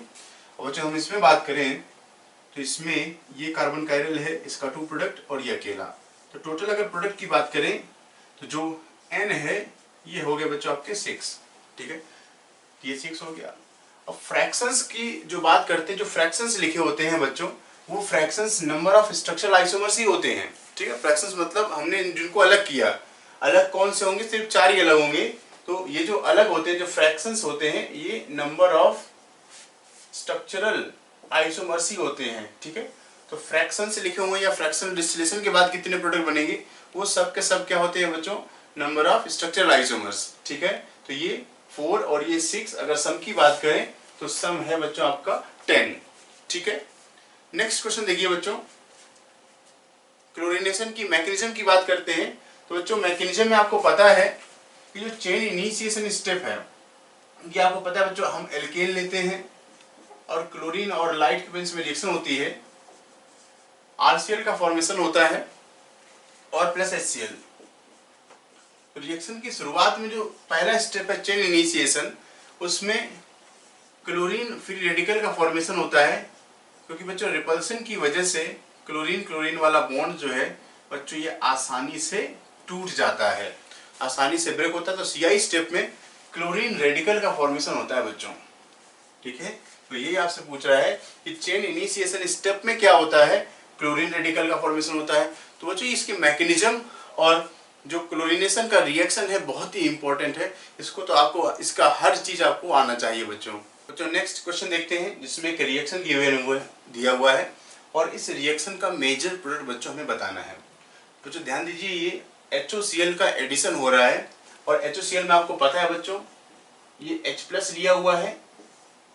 तो पहले तो बनेगा बच्चों इसका प्रोटोनेशन होकर के इस तरीके से Cl, और ऑक्सीजन पर चार्ज आया है तो बच्चों क्या है, पानी निकलेगा और क्या बनेगा Cl+। बच्चों Cl+ इस रिएक्शन का इलेक्ट्रोफाइल है, तो ये बच्चों न्यूक्लियोफाइल का काम कर जाएगा और ये बन जाएगा इलेक्ट्रोफाइल, ठीक है। अब बच्चों देखिए PH CH3 carbon double bond CH2 और Cl+। बच्चों Cl एक ऐसा इलेक्ट्रोफाइल है जिसके पास लोन पेयर है, और जब इलेक्ट्रोफाइल के पास लोन पेयर होते हैं तो उस केस में बच्चों एक साइक्लिक हेलोनियम आयन का फॉर्मेशन होता है। ये बन गया बच्चों Cl+, ठीक है। और अब बच्चों जब साइक्लिक हेलोनियम आयन बनेगा तो इसमें अटैक होगा बच्चों किसका, न्यूक्लियोफाइल का। और न्यूक्लियोफाइल क्या बच्चों, वाटर। न्यूक्लियोफाइल उस कार्बन पर अटैक करेगा जहां पर पॉजिटिव चार्ज ज्यादा स्टेबल होगा। तो बच्चों देख रहे हैं कि पॉजिटिव चार्ज पीएच के पास बना हुआ पॉजिटिव चार्ज, इस कार्बन पर बना हुआ पॉजिटिव चार्ज ज्यादा स्टेबल होगा, तो ये बॉन्ड बच्चों ऐसे टूटेगा। तो वाटर से क्या आता है बच्चों, आपको पता है, वाटर से OH वाला पार्ट आता है और ये CH3 और ये मिला बच्चों आपको CH2Cl, ठीक है। तो अगर आप इस चीज को देखें, ध्यान से देखिए, तो कार्बन है, कार्बन से एक PH और CH3 लगा हुआ है OH, और एक क्या लगा है बच्चों CH2Cl। तो ऐसा अगर हम ऑप्शन ढूंढे तो हमें ये ऑप्शन मिलता है बच्चों फर्स्ट। ठीक है, नेक्स्ट क्वेश्चन देखिए, ये भी बहुत ही इंपॉर्टेंट सवाल है बच्चों। अल्काइन है, सोडियम अमोनिया के साथ रिडक्शन, इस रिडक्शन को बच्चों हम बर्च रिडक्शन कहते हैं। ठीक है, ऐसे केस में हमने आपको बताया था कि ये ट्रांस एल्कीन का फॉर्मेशन करता है। तो ए है बच्चों आपका ट्रांस एल्कीन।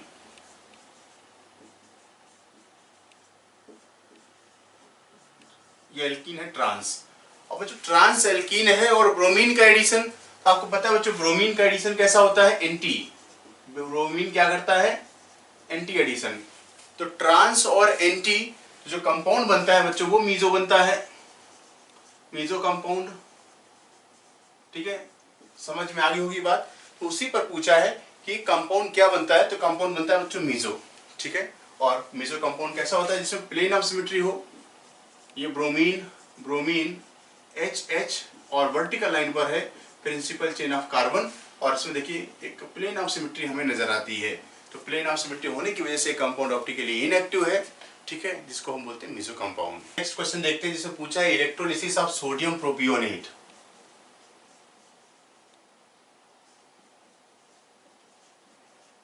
ये है बच्चों, तो एनोड पर क्या देता है, तो बच्चों यहां पर देखिए CH3 CH2 C double bond OO minus, ये एनोड की रिएक्शन चल रही है बच्चों एट एनोड, क्योंकि एनोड पर बच्चों ऑक्सीडेशन होता है। और ऑक्सीडेशन किसका होगा, जो एनायन होगा। तो यहां से बच्चों CO2 निकलेगा, तो CO2 के जाने के बाद एक रेडिकल बनेगा CH3 CH2 रेडिकल, और रेडिकल क्या करेगा, जस्ट डबल कर देना है बच्चों आपको। तो CH3 CH2 CH2 CH3, तो एनोड पर जो फॉर्मेशन हो रहा है बच्चों CO2 गैस का और ब्यूटेन का। ठीक है, तो CO2 गैस और ब्यूटेन का फॉर्मेशन होता है एनोड पर। एनऑक्स रेडिकेट बताया था बच्चों हमने आपको। तो एनोड पर ऑक्सीडेशन, और ऑक्सीडेशन उसका होगा जिसके पास इलेक्ट्रॉन्स होंगे। तो एनाइन जो होता है बच्चों वो ऑक्सीडाइज हो जाता है। ठीक है, नेक्स्ट क्वेश्चन देखिए बच्चों, इसमें डबल बॉन्ड और ट्रिपल बॉन्ड दोनों दिए हुए हैं और HBr 1 इक्विवेलेंट लिया है, और आपसे पूछ रहा है मेजर प्रोडक्ट क्या बनेगा। तो बच्चों इस केस में ध्यान दीजिए कि अगर हमने 1 इक्विवेलेंट HBr लिया है तो कॉन्जुगेटेड एल्कीन का फॉर्मेशन होगा। कॉन्जुगेटेड एल्कीन जो बनेगा बच्चों वो इसका मेजर प्रोडक्ट होगा। तो बच्चों यहाँ पर देखिए एल्कीन नहीं बन रहा है, और ना ही बच्चों इस वाले केस में एल्कीन बन रहा है, तो सेकेंड और थर्ड तो ऑप्शन नहीं रहा। अब बच्चों देखिए कॉन्जुगेशन यहाँ पर है और कॉन्जुगेशन यहाँ पर है, फर्स्ट और फोर्थ में से कोई एक आंसर होगा। ये बात एक क्वेश्चन बच्चों मैंने आपको करवाया था, तो इसमें आपको देखते क्या है। वैसे तो अगर हम बात करें कि रेट ऑफ इलेक्ट्रोफिलिक एडिशन बच्चों हमने आपको बताया था कि वो डबल बॉन्ड का ज्यादा होता है ट्रिपल बॉन्ड से। ठीक है, लेकिन जब कॉन्जुगेशन की बात आती है, प्रोडक्ट की स्टेबिलिटी की बात आती है, तो उस केस में अगर कॉन्जुगेटेड एल्कीन बन रहा है तो बच्चों ट्रिपल बॉन्ड पर एडिशन हो जाएगा पहले। ठीक है, इन जनरल तो क्या होता है बच्चों, डबल बॉन्ड पहले ट्रिपल बॉन्ड बाद में। ठीक है, लेकिन कॉन्जुगेटेड एल्कीन जो प्रोडक्ट है उसमें ट्रिपल बॉन्ड पहले डबल बॉन्ड में कन्वर्ट हो जाएगा। तो बच्चों यहाँ पर देखें, तो अब रिएक्शन की बात करें बच्चों, वैसे तो HBr से हमें क्या मिलेगा बच्चों, H+ मिलेगा। और H+ को ऐसे लगाना है कि एक कैटायन स्टेबल बनता हुआ देखिए बच्चों आपको।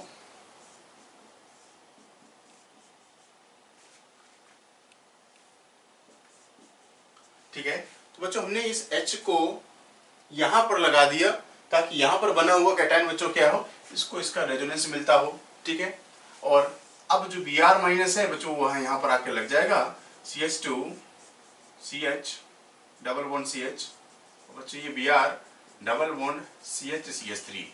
इस तरीके से ये वाला प्रोडक्ट बनेगा बच्चों, जो कि है ऑप्शन 4 में। ठीक है, क्वेश्चन देखते हैं जिसमें पूछा है anti Markovnikov addition of HBr is not observed. तो बच्चों अगर हम एंटी मार्कोनिकॉफ एडिशन की बात करें तो unsymmetrical alkenes gives anti Markovnikov addition reaction. ठीक है, तो जो एल्कीन अनसिमेट्रिकल है, जैसे बच्चों प्रोपीन की बात करें तो अनसिमेट्रिकल एल्कीन, अगर बच्चों ब्यूटेन की बात करें तो ये सिमेट्रिकल एल्कीन है, क्योंकि यहाँ भी CH3 है, डबल बॉन्ड की इस साइड भी CH3 है। तो सिमेट्रिकल एल्कीन में बच्चों एंटी मार्कोनिकॉफ एडिशन देखने को नहीं मिलता है। ठीक है, अगर हम ब्यूटेन की बात करें तो बच्चों यहाँ पर भी देखिए अनसिमेट्रिकल है। पेंटीन की बात करें बच्चों आप इसको भी देख सकते हैं, ये भी अनसिमेट्रिकल है क्योंकि डबल बॉन्ड के एक तरफ CH3 है, एक तरफ बच्चों क्या है C2H5 है। बच्चों एक जनरल पैटर्न है वो आप समझ सकते हैं कि सिमेट्रिकल एल्कीन्स में, क्योंकि हम बता नहीं सकते कि H कहाँ पर ऐड होगा, Br कहाँ पर ऐड होगा, लेकिन अनसिमेट्रिकल के केस में बच्चों रूल जो है वो ऑब्जर्व होता है, ठीक है। तो सिमेट्रिकल एल्कीन एंटी मार्कोनी का एडिशन प्रोडक्ट नहीं देता है। तो नेक्स्ट क्वेश्चन देखते हैं जिसमें रिएक्टिविटी टुवर्ड्स HX के एडिशन को पूछा गया है। बच्चों देखिए, एक तो है ब्यूटीन, ठीक है, और प्रोपीन, और है बच्चों इथीन।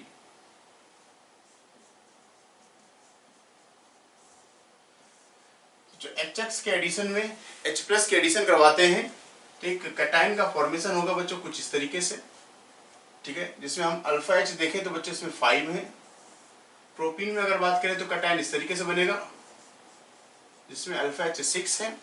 और अगर हम इथीन की बात करें बच्चों, तो इथीन का कैटायन बच्चों हमें ये मिला CH3CH2+, और अल्फा H की संख्या है 3। अगर रेट की बात करें बच्चों, rate of electrophilic addition it is directly proportional to stability of carbocation form, ठीक है। तो अगर बच्चों हम यहाँ पर कैटायन देखें तो कैटायन सबसे ज्यादा स्टेबल है बच्चों। अगर हम ये फर्स्ट, सेकंड और थर्ड की बात करें तो सेकंड में अल्फा H ज्यादा होने की वजह से ये कैटायन ज्यादा स्टेबल होगा। फिर आएगा बच्चों फर्स्ट वाला, और जो थर्ड है ये कैटायन में पीछे होगा। अब बच्चों सेकंड क्या है, अब सेकंड है बच्चों प्रोपीन, ये प्रोपीन से बना है, फर्स्ट वाला ब्यूटीन से बना है, और थर्ड वाला इथीन से बना है। तो सबसे आगे रिएक्टिविटी में होना चाहिए प्रोपीन। ऐसा बच्चों कोई ऑप्शन नहीं है जिसमें प्रोपीन दिया हो, तो इसमें आ जाएगा नन ऑफ दीज, आंसर आएगा 4। नेक्स्ट क्वेश्चन देखते हैं जिसमें अल्काइन का हाइड्रेशन कराना है, और बच्चों ये हाइड्रेशन मार्कोनी का रूल के हिसाब से होता है, ठीक है। तो हाइड्रेशन में बच्चों यहाँ पर OH की एडिशन होगी, यहाँ पर H की एडिशन होगी, और प्रोडक्ट बनेगा बच्चों कुछ ऐसे। तो ये बच्चों इनॉल बना, और इस तरीके का इनॉल अनस्टेबल होता है बच्चों, ये टोटोमराइज कर जाएगा। तो टोटोमराइज हो करके आपको मिलेगा कीटोन में कन्वर्ट होगा बच्चों, C डबल बॉन्ड O और H आएगा यहाँ पर। तो इस तरीके का कार्बोनिल कंपाउंड बच्चों बनेगा, जो कि आंसर है बच्चों आपका 3। तो ये इनॉल बना हुआ अनस्टेबल है, ना ही इस प्रोडक्ट का फॉर्मेशन होगा। तो मार्कोनी का के हिसाब से हाइड्रेशन है बच्चों एल्काइन का, आंसर है 3। हेलो बच्चों, वेलकम बैक। हम लोग DT8 डिस्कस कर रहे हैं, और DT8 में अब हम बात करेंगे इनऑर्गेनिक केमिस्ट्री की। और इनऑर्गेनिक केमिस्ट्री में देखेंगे कैसे क्वेश्चंस आए हैं।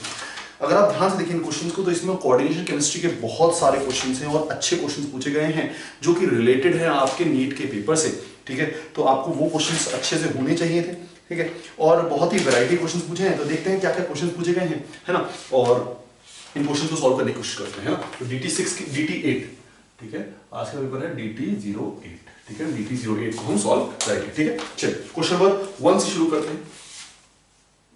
क्वेश्चन नंबर 1, अब क्वेश्चन नंबर 1 में आपसे पूछा गया है the octahedral complex COCl2H2O whole twice NH3 whole twice. मतलब आपको बोला गया है कि आपके पास एक कॉम्प्लेक्स है COCl2H2O whole twice NH3 whole twice.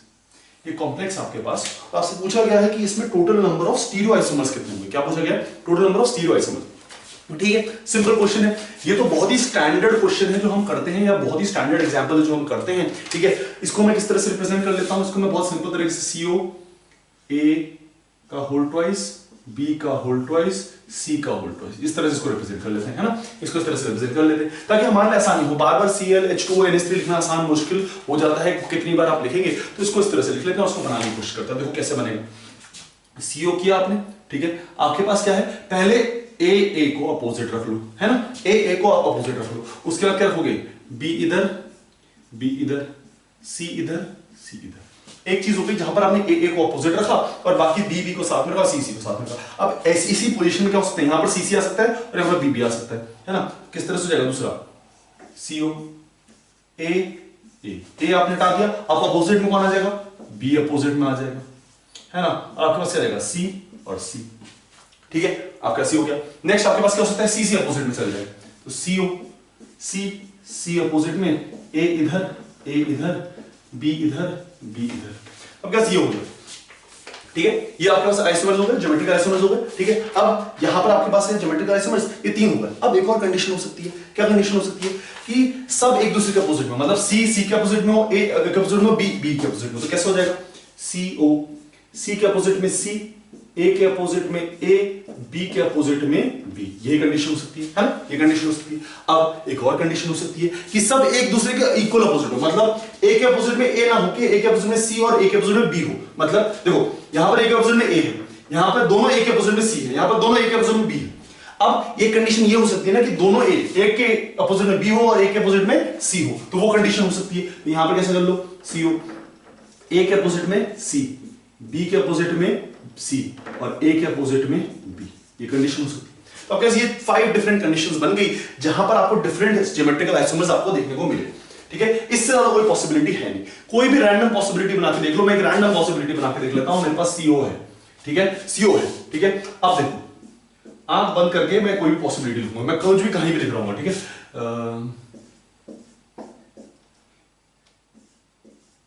ठीक है, ये पॉसिबिलिटी लिखी मैंने, है ना, ये पॉसिबिलिटी लिखी एबीसी, ठीक है, इससे कोई रिलेशन नहीं। अब ध्यान देखना, ए के अपोजिट में ए कहां है, ए के अपोजिट में ए है, ठीक है, ये दो, ए के अपोजिट में ए ये केस है और ए के अपोजिट में ए ये केस है, दो केस है। फिर बी के अपोजिट में बी, लेकिन यहां पर बी के अपोजिट में बी नहीं है, लेकिन यहां पर बी के अपोजिट में बी है, और फिर सी के अपोजिट में सी, तो सी के अपोजिट में सी, तो यहां पर ये दोनों क्या हो गए, सेम हो गए, दोनों क्या हो गए, सेम हो गए। तो अगर दोनों सेम हो गए तो फिर इसको हम कंसीडर नहीं करेंगे, इसको हम कंसीडर नहीं करेंगे। चलिए, तो ये 5 आपके पास ज्योमेट्रिकल आइसोमर्स हो गए। इसमें ऑप्टिकली एक्टिव कौन सा होगा, ध्यान रखना एक चीज खास बात याद रखो कि ऑक्टाहेड्रल कॉम्प्लेक्सेस में अगर दो लिगेंड आपस में सिमिलर लिगेंड्स आपस में अपोजिट में हो जाए, ए जैसे ये है, जैसे बी ये है, जैसे सी ये है, ठीक है, और जैसे सी ये है, यहां पर तो सारे ही हैं, ठीक है। तो अगर ऐसा हो जाए तो ये हमेशा ऑप्टिकली इनएक्टिव होगा। ऐसा क्यों होगा, क्योंकि बाकी 4 को आप एक प्लेन में ले लोगे और इसको आउटसाइड द प्लेन और दूसरे को इनसाइड द प्लेन ले लोगे, ठीक है। बाकी 4 को आपने एक प्लेन में ले लिया और इसको आउटसाइड द प्लेन और इनसाइड द प्लेन ले लिया। अब अगर इस प्लेन के थ्रू कट करोगे तो आपको क्या मिलेगी, मिरर इमेजेस मिलेंगी, और अगर मिरर इमेजेस मिलेंगी तो क्या हो जाएगा, ऑप्टिकली इनएक्टिव। तो ये चारों के चारों क्या है, ऑप्टिकली इनएक्टिव है, लेकिन ये क्या है, ऑप्टिकली एक्टिव। ये क्या है, ऑप्टिकली एक्टिव, क्योंकि इसमें सब डिफरेंट है, इसमें सब क्या है, डिफरेंट है। This is optically active. तो आपके पास स्टीरियोआइसोमर्स कितने हो जाएंगे, ऑप्टिकली एक्टिव है तो स्टीरियोआइसोमर्स हो जाएंगे आपके पास कितने, देखो 4 तो ये हो गए, ये ऑप्टिकली एक्टिव होंगे तो इसके 2 बनेंगे, तो इसके कितने हो गए टोटल 6, टोटल कितने हो गए 6, है ना। तो आपके पास करेक्ट आंसर कौन सा होगा, इसमें करेक्ट आंसर होगा आपका third, option number 3 is the right answer, option number 3 is the right answer which says 6, which says 6, ठीक है। तो ये आपका करेक्ट आंसर होगा। चलिए नेक्स्ट करें।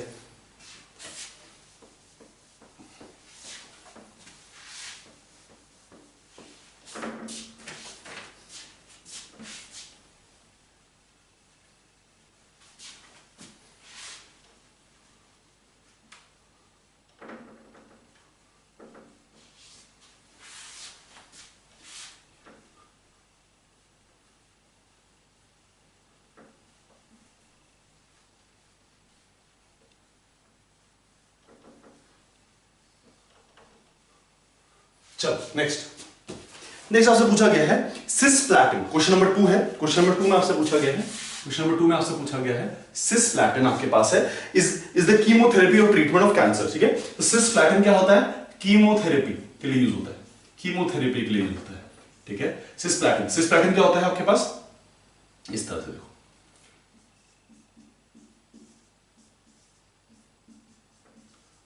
दिस इज सिस्प्लैटिन, ठीक है, या क्या सिस्प्लैटिन है ना, या क्या क्या है सिस्प्लैटिन, ठीक है। तो this is cisplatin, it is used in chemotherapy of cancer, which of the following reagent is used for preparation of cisplatin, which of the following कौन से रिएजेंट का यूज किया जाएगा सिस्प्लैटिन का। अभी जो कॉन्सेप्ट है ये आता है एक बहुत ही स्मॉल कॉन्सेप्ट से, जिसको बोलते हैं ट्रांस इफेक्ट, जो सिर्फ एक बार पूछा गया है एग्जामिनेशन में, 2016 का जो दोबारा पेपर हुआ था वहां ये पूछा गया था ट्रांस इफेक्ट, ठीक है। अब वो कॉन्सेप्ट क्या है, वो कॉन्सेप्ट कुछ इस तरह से है कि आपके पास क्या है, PTCl4, ठीक है, PTCl4 2- प्लस NH3, ठीक है। अब यहां पर आपको एक कॉन्सेप्ट समझ में आया होगा, अगर आपने ट्रांस इफेक्ट पढ़ा है तो आपको पता है कि क्या होता है कि कुछ लिगेंड अपने ट्रांस में उसको किसी भी लिगेंड को लगाना चाहते हैं, ठीक है। तो यहां पर देखो Cl is a very dominating ligand, तो Cl क्या करेगा, NH3 को अपने ट्रांस में लगाना चाहेगा। तो होता क्या है कि जब आपके पास PtCl4 है, ठीक है, तो PtCl4 क्या करेगा, PtCl4 NH3 आएगा, ठीक है, और NH3 किसी भी Cl, यहां पर तो सारे Cl है, तो किसी भी Cl के ट्रांस में लग जाएगा और वहां से Cl रिमूव हो जाएगा। तो बेसिकली होगा क्या कि यहां से Cl रिमूव हो गया और PtCl3 लग गया, ठीक है। तो पहला वाला तो कोई दिक्कत वाली बात नहीं है, पहला वाला तो सिंपल है, वो तो आप ऑटोमेटिकली कैसे भी लगा सकते हैं, कोई दिक्कत नहीं, ठीक है, सॉरी NH3, ठीक है। अब दिक्कत कहां आती है वो देखो, दिक्कत आती है नेक्स्ट वाला। अब नेक्स्ट वाला कहां आएगा, नेक्स्ट वाला NH3 यहां भी आ सकता है, नेक्स्ट वाला NH3 यहां भी आ सकता है, आएगा कहां, नेक्स्ट वाला NH3 आएगा यहां पर। क्यों, क्योंकि जो ट्रांस इफेक्ट है Cl का, जो ट्रांस में Cl का जो ट्रांस है वो ज्यादा पोलराइजर है और ज्यादा वीकर है, तो ये वाला बॉन्ड जल्दी टूटेगा, ठीक है। अब यहां पर क्या होगा, यहां पर आने की पॉसिबिलिटी उसकी नहीं है, NH3 अपने अपोजिट में लगा नहीं सकता, NH3 अपने अपोजिट में लगा नहीं सकता, क्यों, क्योंकि ये ट्रांस डायरेक्टिंग नहीं है, NH3 ट्रांस डायरेक्टिंग नहीं है, जबकि Cl के अपोजिट में ऑलरेडी NH3 लगा हुआ है, बाहर से आ NH3 रहा है, तो कोई चेंज होगा नहीं, तो ये वाला रिएक्शन करने की पॉसिबिलिटी है नहीं। तो ये कहां आएगा, अभी किसी Cl पे आ जाएगा, तो मान लेते हैं इस Cl पे आ गया, इस Cl पे आ गया, तो यहां पर Cl हटके आपके यहां पर Cl लग क्या लग गया, NH3 लग गया, ठीक है, यहां पर Cl लग के NH3 लग गया, ठीक है, यहां पर Cl लग के क्या लग गया, NH3, ठीक है। तो आपके पास क्या हो जाएगा, PtCl4, PtCl2 और NH3, ठीक है। तो ये आपके पास कंपाउंड हो जाएगा, ये आपके पास कंपाउंड हो जाएगा, और इसको बोलते हैं हम सिस्प्लैटिन, ठीक है। तो ये चीज याद रखना कि PtCl4 में हम NH3 ऐड करते हैं, PtCl4 में हम NH3 ऐड करते हैं, NH3 में Cl ऐड नहीं करते, ठीक है, अपोजिट नहीं होता, ठीक है। चलिए क्वेश्चन नंबर 2,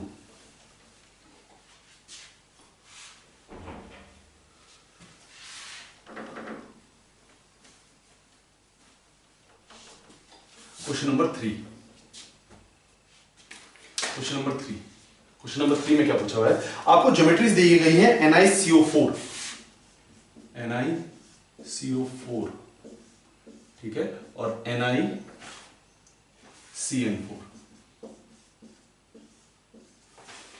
2 माइनस, ठीक है।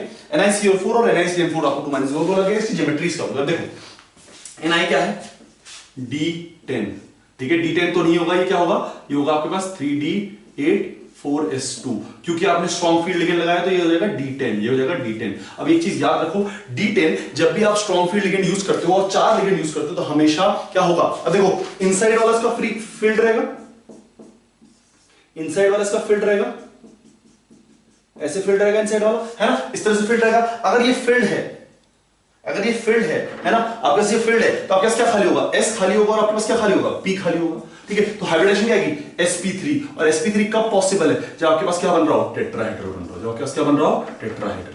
तो यहां पर इसकी ज्योमेट्री क्या होगी, टेट्राहेड्रल होगी, क्योंकि D10 है, तो याद रख लो D0 is always tetrahedral, D10 is always tetrahedral, बस D0 में आपकी हाइब्रिडाइजेशन हो जाती है, कैसे याद रखोगे, D0 is always tetrahedral, D10 is always tetrahedral, बस D0 में हाइब्रिडाइजेशन क्या हो जाती है, D3S, और D10 में क्या हो जाती है, sp3, this is the hybridization, ये आपकी हाइब्रिडाइजेशन होगी जब आपके पास D0 और D10 होगा, ठीक है। चलिए नेक्स्ट, अब इसी में ये वाला करना है NiCN4, अगर अब इसको देखो तो ये हो जाएगा आपका 3D8, 4S2 नहीं है इसमें, है ना, 2 प्लस है, तो 3D8 है, तो 3D8, अब देखो ये लगा हुआ है, जब भी आप स्ट्रॉन्ग फील्ड लिगेंड लगाते हो तो स्ट्रॉन्ग फील्ड लिगेंड में D8 या कोई भी कैसे बिहेव करता है, ये बिहेव करता है स्क्वायर प्लेनर की तरह, कैसे बिहेव करता है, स्क्वायर प्लेनर। तो स्क्वायर प्लेनर का हाइब्रिडाइज कैसा होता है, स्प्लिटिंग कुछ इस तरह से होती है, स्क्वायर प्लेनर की स्प्लिटिंग, है ना, स्क्वायर प्लेनर की स्प्लिटिंग कुछ इस तरह से होती है। तो D8 है, D8 क्या करेगा, पेयरिंग करेगा, तो यहां पर पेयरिंग हो जाएगी, D8 strong field ligand use करो ना, क्या यूज कर रहे हो, स्ट्रॉन्ग फील्ड लिगेंड,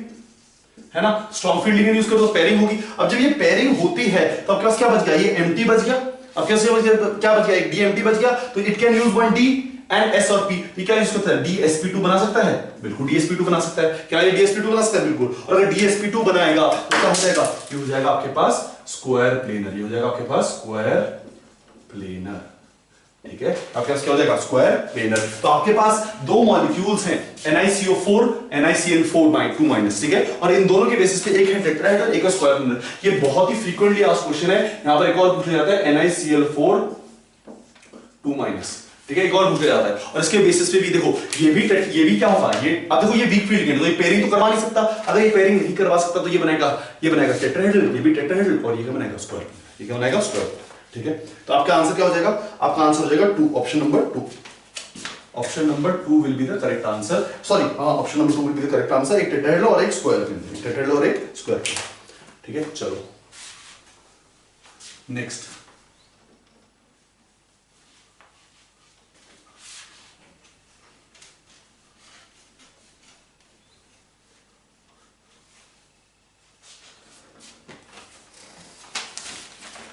नेक्स्ट कर लेते हैं, है ना। नेक्स्ट आपके पास which is the following D2sp3। अब क्वेश्चन पूछा गया है कि कौन सा D2sp3 बनाएगा। क्वेश्चन 4, D2sp3 किसकी हाइब्रिडाइजेशन होगी। पहला आपके पास COOX होल थ्राइस 3-, सेकेंड है आपके पास CrNH3 होल 6 3+, थर्ड है आपके पास COH2O होल 6 2+, होल आपके पास ऑल ऑफ दीज। ठीक है, ये आपके पास आपसे पूछा गया D2sp3 हाइब्रिडेशन कौन बनाएगा। अब D2sp3 हाइब्रिडेशन के लिए आपके पास स्ट्रॉन्ग फील्ड लिगेंड होना चाहिए, तो आपको यहां पर एक स्ट्रॉन्ग फील्ड लिगेंड दिख रहा है, ये तो पॉसिबल है ही नहीं। ठीक है, अच्छा, लेकिन आपने एक खास बात जरूर पढ़ी थी, और वो खास बात क्या थी कि CO जब 3+ में होता है तो F के जो राइट हैंड साइड पे जितने भी लिगेंड्स हैं, F के जो राइट हैंड साइड पे जितने भी लिगेंड्स हैं, they act as strong field ligands. कैसे एक्ट करते हैं, स्ट्रॉन्ग फील्ड लिगेंड्स। F के जो राइट हैंड साइड पे लिगेंड्स हैं कैसे एक्ट करते हैं, स्ट्रॉन्ग फील्ड लिगेंड्स। तो अब उसमें कौन सा आ जाएगा, OX will act as a strong field ligand, क्योंकि यहां पर CO क्या है 3+ में, है ना, CO क्या है 3+ में। यहां पर क्या है CR है, तो CR में NH3 स्ट्रॉन्ग फील्ड लिगेंड। चलिए ठीक है, अच्छा, और ये आपके पास क्या है COH2, ये आपके पास H2+ हो गया। ठीक है, तो अब आपसे पूछा गया है कि क्या क्या होगा, जो फॉलोइंग कॉम्प्लेक्स एंड डायमैग्नेटिक, तो दोनों चीजें पूछी है कि आपके पास ये भी होना चाहिए और डायमैग्नेटिक भी होना चाहिए। ठीक है, आपके पास क्या होना चाहिए, ये भी होना चाहिए और डायमैग्नेटिक होना चाहिए। ठीक है, तो आपसे क्वेश्चन पूछा गया कौन सा डायमैग्नेटिक होगा प्लस आपके पास किस तरह से होगा। ठीक है, तो अब यहां पर आ जाओ, कैसे करेंगे। देखो आपके पास क्या है, CO ये है आपके पास, है ना, तो आप एक एक करके करना शुरू करते हैं। देखो इस CO को देखोगे आप, तो ये CO की नंबर ऑफ इलेक्ट्रॉन्स कितने हैं। अब इलेक्ट्रॉन्स कहां आते हैं, निकल से पहले आता है ना, Fe, तो क्या होता है 3d7 और 4s2, 3d7 4s2। अगर 3 इलेक्ट्रॉन निकल गए तो क्या बचा 3d6, क्या बचा आपके पास 3d6। अब इस 3d6 से क्या करवा दो, पेयरिंग करवाओ, 3d6 की करवा दो पेयरिंग। क्यों, क्योंकि हमने क्या यूज किया है, फ्लोरीन के इधर वाला लिगेंड है, ऑक्सिलेट, ये जो ऑक्सिलेट है फ्लोरीन के इस साइड वाला लिगेंड है, राइट हैंड साइड वाला लिगेंड है, व्हिच मींस कैसा लिगेंड होगा, स्ट्रॉन्ग फील्ड लिगेंड होगा। अगर स्ट्रॉन्ग फील्ड लिगेंड तो पेयरिंग हो जाएगी, तो ये कैसा हो जाएगा, ये कुछ इस तरह से लिगेंड बनेंगे इसके 6 इलेक्ट्रॉन की पेयरिंग। अब अगर 6 इलेक्ट्रॉन की पेयरिंग हो गई तो ये क्या हो गया, एक डायमैग्नेटिक हो गया, दूसरा ये D खाली हो गया, तो ये क्या बना देगा D2sp3, क्या बना देगा D2sp3, बना देगा D2sp3। ठीक है, तो आप इस तरह से इसको देख सकते हैं। नेक्स्ट आपका CrNH3। अब CrNH3 जो देखेंगे तो Cr पे चार्ज कितना है, Cr पे चार्ज है 3+। अगर Cr पे 3+ चार्ज है तो ये क्या हो जाएगा, इसकी electronic configuration 3d4 3d5, electronic configuration 3d5 4s1, ये इलेक्ट्रॉनिक कॉन्फिगरेशन होगी। अगर +3 चार्ज है तो एक इलेक्ट्रॉन इधर से रहा, 2 इलेक्ट्रॉन इधर से रहा, 3 इलेक्ट्रॉन बचे। अब क्या ये कभी डायमैग्नेटिक हो सकता है, इसमें 3 ही इलेक्ट्रॉन है, वो क्या रहेंगे, हमेशा अनपेयर्ड रहेंगे, तो ये कभी भी डायमैग्नेटिक नहीं हो सकता, तो ऑप्शन ऑटोमेटिकली गलत हो जाता है। अगर ये ऑप्शन गलत है, अगर ये ऑप्शन गलत है तो which means last all of this तो हो ही नहीं सकता। ठीक है, अच्छा, अगर ये हमारा पहला वाला सही आया था कि डायमैग्नेटिक पे D2sp3 है, अगर ये सही है तो ये भी गलत, ये भी गलत, ये दोनों तीनों गलत, तो आंसर क्या हो जाएगा आपका, पहला वाला आंसर हो जाएगा, है ना, पहला आपका आंसर हो जाएगा। चलिए नेक्स्ट।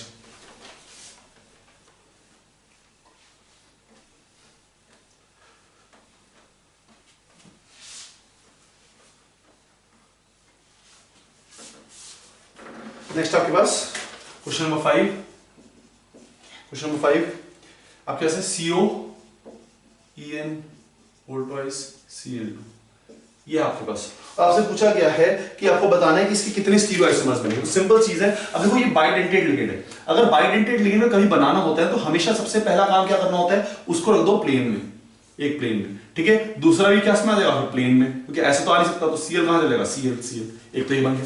अब एक हो गया सिस फॉर्म, सॉरी एक हो गया ट्रांसफॉर्म, ये ट्रांसफॉर्म, तो दूसरी क्या फॉर्म हो जाएगी सिस फॉर्म। तो सिस फॉर्म कैसे हो जाएगी बेटा, सिस फॉर्म कुछ इस तरह से हो जाएगी, this is the cis form, ये सिस फॉर्म हो गई। ठीक है, अच्छा, अब ट्रांसफॉर्म में क्योंकि इक्विवेलेंट अपोजिट है, प्लेन में आ रहा है, तो ये क्या होगा ऑप्टिकली इनएक्टिव, ये तो इनएक्टिव हो गया, लेकिन ये क्या है, क्योंकि अब याद रखना दो बाइडेंटेट लिगेंड हो, टू बाइडेंटेट लिगेंड हैं और दोनों सिस फॉर्म में हैं। किस फॉर्म में है? सिस फॉर्म में। तो हमेशा इर्रिस्पेक्टिव कौन सा लिगेंड है, हमेशा ऑप्टिकली एक्टिव होगा। हमेशा क्या होगा? Optically active. This is optically active. ठीक है, ये क्या होगा? ऑप्टिकली एक्टिव, व्हिच मींस इसके कितने बनेंगे? दो आइसोमर्स। इसके दो, इसके एक, टोटल कितने हो गए? तीन आइसोमर्स हो गए। टोटल आइसोमर्स कितने हो गए? 3 आइसोमर्स। ठीक है, तो 3 आइसोमर्स आपके पास हैं। Option number 2 will be the correct option. Option number 2 will be the correct option, जो है 3 आइसोमर्स। 3 आइसोमर्स। ठीक है ना, इसके कितने हो जाएंगे? 3 आइसोमर्स है ना। चलो नेक्स्ट क्वेश्चन नंबर 5 हो गया। क्वेश्चन नंबर 6,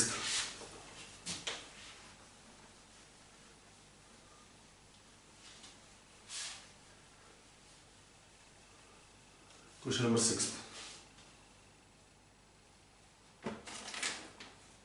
क्वेश्चन नंबर 6 में पूछा गया है कि in P4S3 how many PP bonds are present. P4S3 में कितने बॉन्ड PP बॉन्ड होंगे? तो सिंपल क्वेश्चन है, आपको P4 बनाना आता है।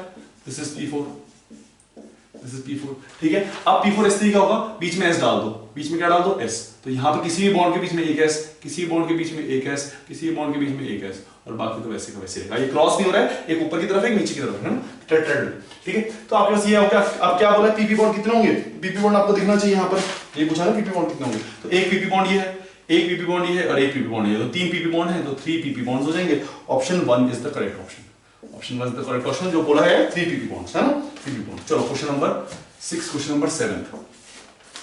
क्वेश्चन नंबर 7 में क्या है? Which of the following is correct reducing order of bond angle? reducing order पूछा है बॉन्ड एंगल का। आपको कंपाउंड क्या दिया है? अब कंपाउंड दिया आपको H2O,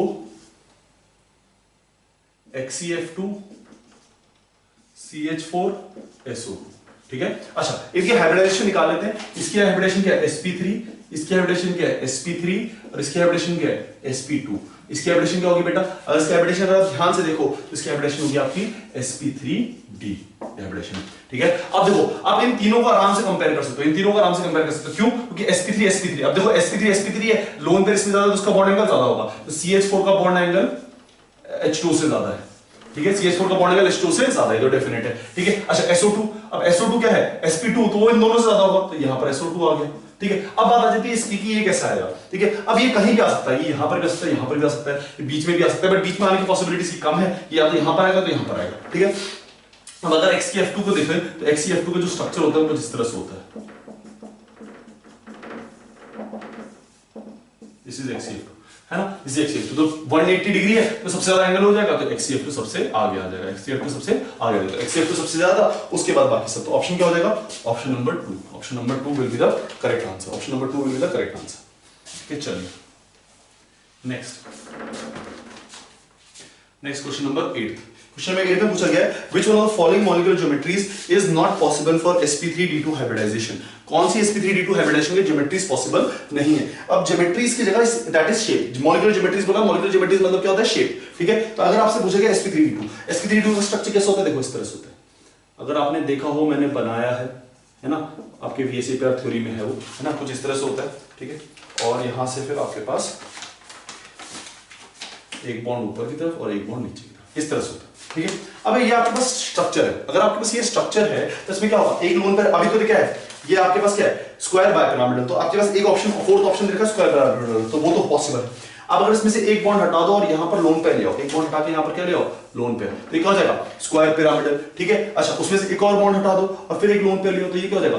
ये हो जाएगा स्क्वायर प्लेनर। तो आपके पास 3 ऑप्शन है, octahedral, square planar, square pyramidal. आपके पास कौन कौन सा ऑप्शन है? ऑक्टाहेड्रल भी हो सकता है। ठीक है, तो ऑक्टाहेड्रल पॉसिबल है, बिल्कुल है पॉसिबल।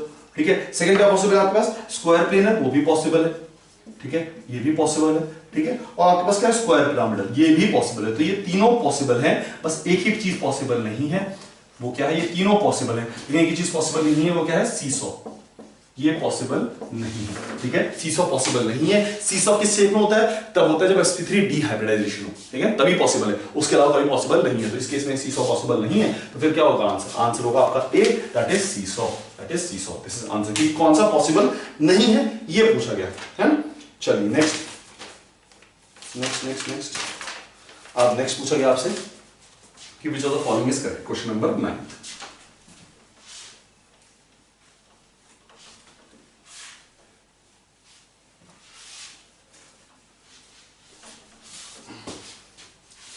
क्वेश्चन नंबर 9 में पूछा गया विच of the following is correct. Correct पूछा है, करेक्ट स्टेटमेंट कौन सा है, ठीक है, करेक्ट स्टेटमेंट पूछा है। और करेक्ट स्टेटमेंट आपको क्वेश्चन दे रखा है, देखो ऑप्शन दे रखा है आपको।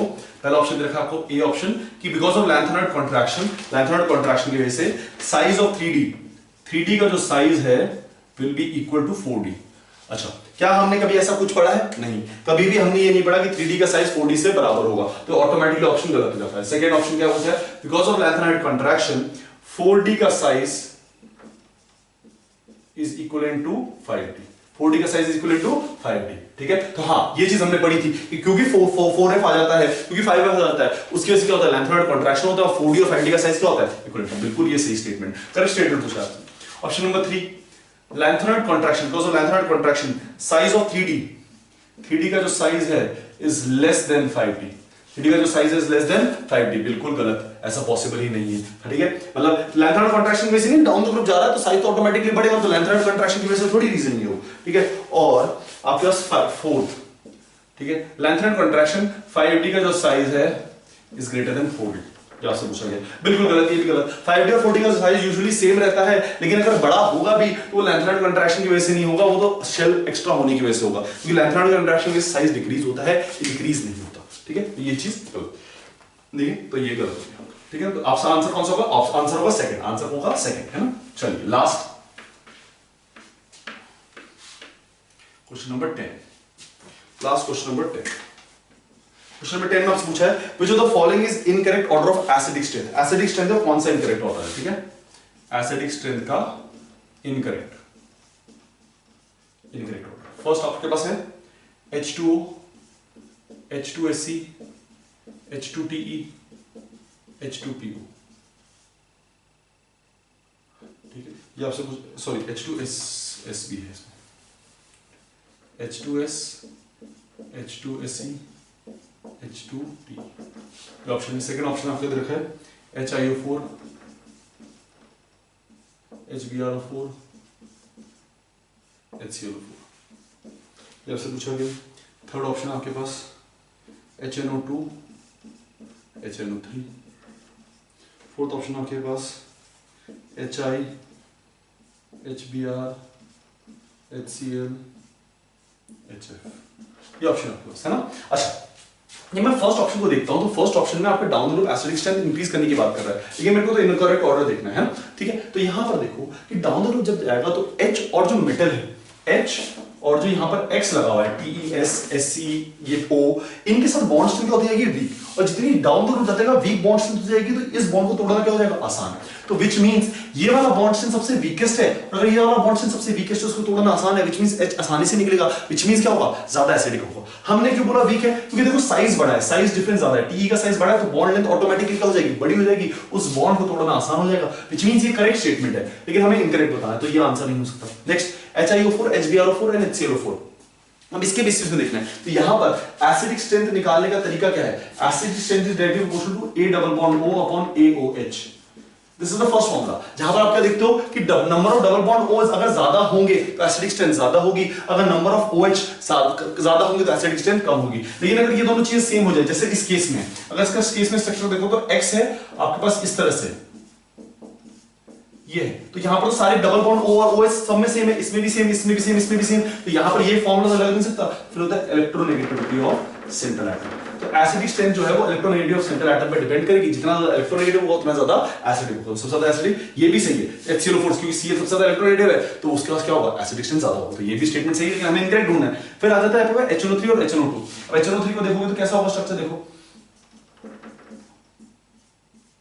O- और यहां पर क्या होगा आपके पास O, ठीक है ना, O-, ठीक है। अब ये स्ट्रक्चर होगा, अगर आप ध्यान से देखो तो इसमें जो माइनस है ये 3 ऑक्सीजन में डिस्ट्रीब्यूट हो सकता है, लेकिन यहां पर माइनस क्या है, एक ही ऑक्सीजन में डिस्ट्रीब्यूट हो सकता है, व्हिच मींस यहां पर रेजोनेंस ज्यादा और यहां पर रेजोनेंस कम है, व्हिच मींस HNO3 वाला क्या होगा, ज्यादा एसिडिक होगा, क्योंकि आसानी से H+ देगा और अपने आप को खुद को स्टेबलाइज कर पाएगा। अब देखो एसिडिक स्ट्रेंथ जो है वो डिपेंड करता है कॉन्जुगेट बेस की स्टेबिलिटी पे। किस पे डिपेंड करता है? कॉन्जुगेट बेस की स्टेबिलिटी। अगर कॉन्जुगेट बेस ज्यादा स्टेबल है तो एसिडिक स्ट्रेंथ ज्यादा होगा, ठीक है। अब वही चीज यहां पर फंडा लग रहा है। अब देखो ये ज्यादा स्टेबल है क्योंकि नेगेटिव चार्ज 3 ऑक्सीजन में डिस्ट्रीब्यूट हो सकता है, लेकिन यहां पर नेगेटिव चार्ज सिर्फ 2 ऑक्सीजन में डिस्ट्रीब्यूट हो सकता है। तो जिसमें इलेक्ट्रॉन डेंसिटी कम होगी उसकी स्टेबिलिटी ज्यादा होगी। तो यहां पर इलेक्ट्रॉन डेंसिटी कम है उसकी स्टेबिलिटी ज्यादा है, यहां पर इलेक्ट्रॉन डेंसिटी ज्यादा है उसकी स्टेबिलिटी कम है। तो विच मींस ये क्या कहेगा? ये कहेगा कि मेरे को H दे दो और मैं HNO2 बना लेता हूं वापस। जबकि ये बोलेगा कि नहीं मैं तो एसिडिक हूं, मैं आसानी से H+ लूज करूंगा। क्यों? क्योंकि मेरे अंदर जो नेगेटिव है वो अपने आप को स्प्रेड करके स्टेबलाइज हो जाएगा, तो मेरे को H की जरूरत कम है, इस वजह से आसानी से H+ देता है और ज्यादा एसिडिक होता है। तो ऑब्वियसली बात है HNO3 ज्यादा होगा, HNO2 कम होगा। तो ये तीनों स्टेटमेंट सही होगा, विच मींस ये वाला स्टेटमेंट गलत होगा। अब सिंपल सा तुम्हें दिख रहा है, यहां पर क्या बनेगा? F-, यहां पर क्या बनेगा? Cl-, यहां पर क्या बनेगा? Br-, यहां पर क्या बनेगा? I-। सिंपल सा फंडा, ठीक है। अब बेसिकली तुम्हें क्या देखना है कि तुम्हें देखना है एसिडिक स्ट्रेंथ जो है वो किस पे डिपेंड करता है? Conjugate base. अब इस सब में सबसे ज्यादा स्टेबल कौन है?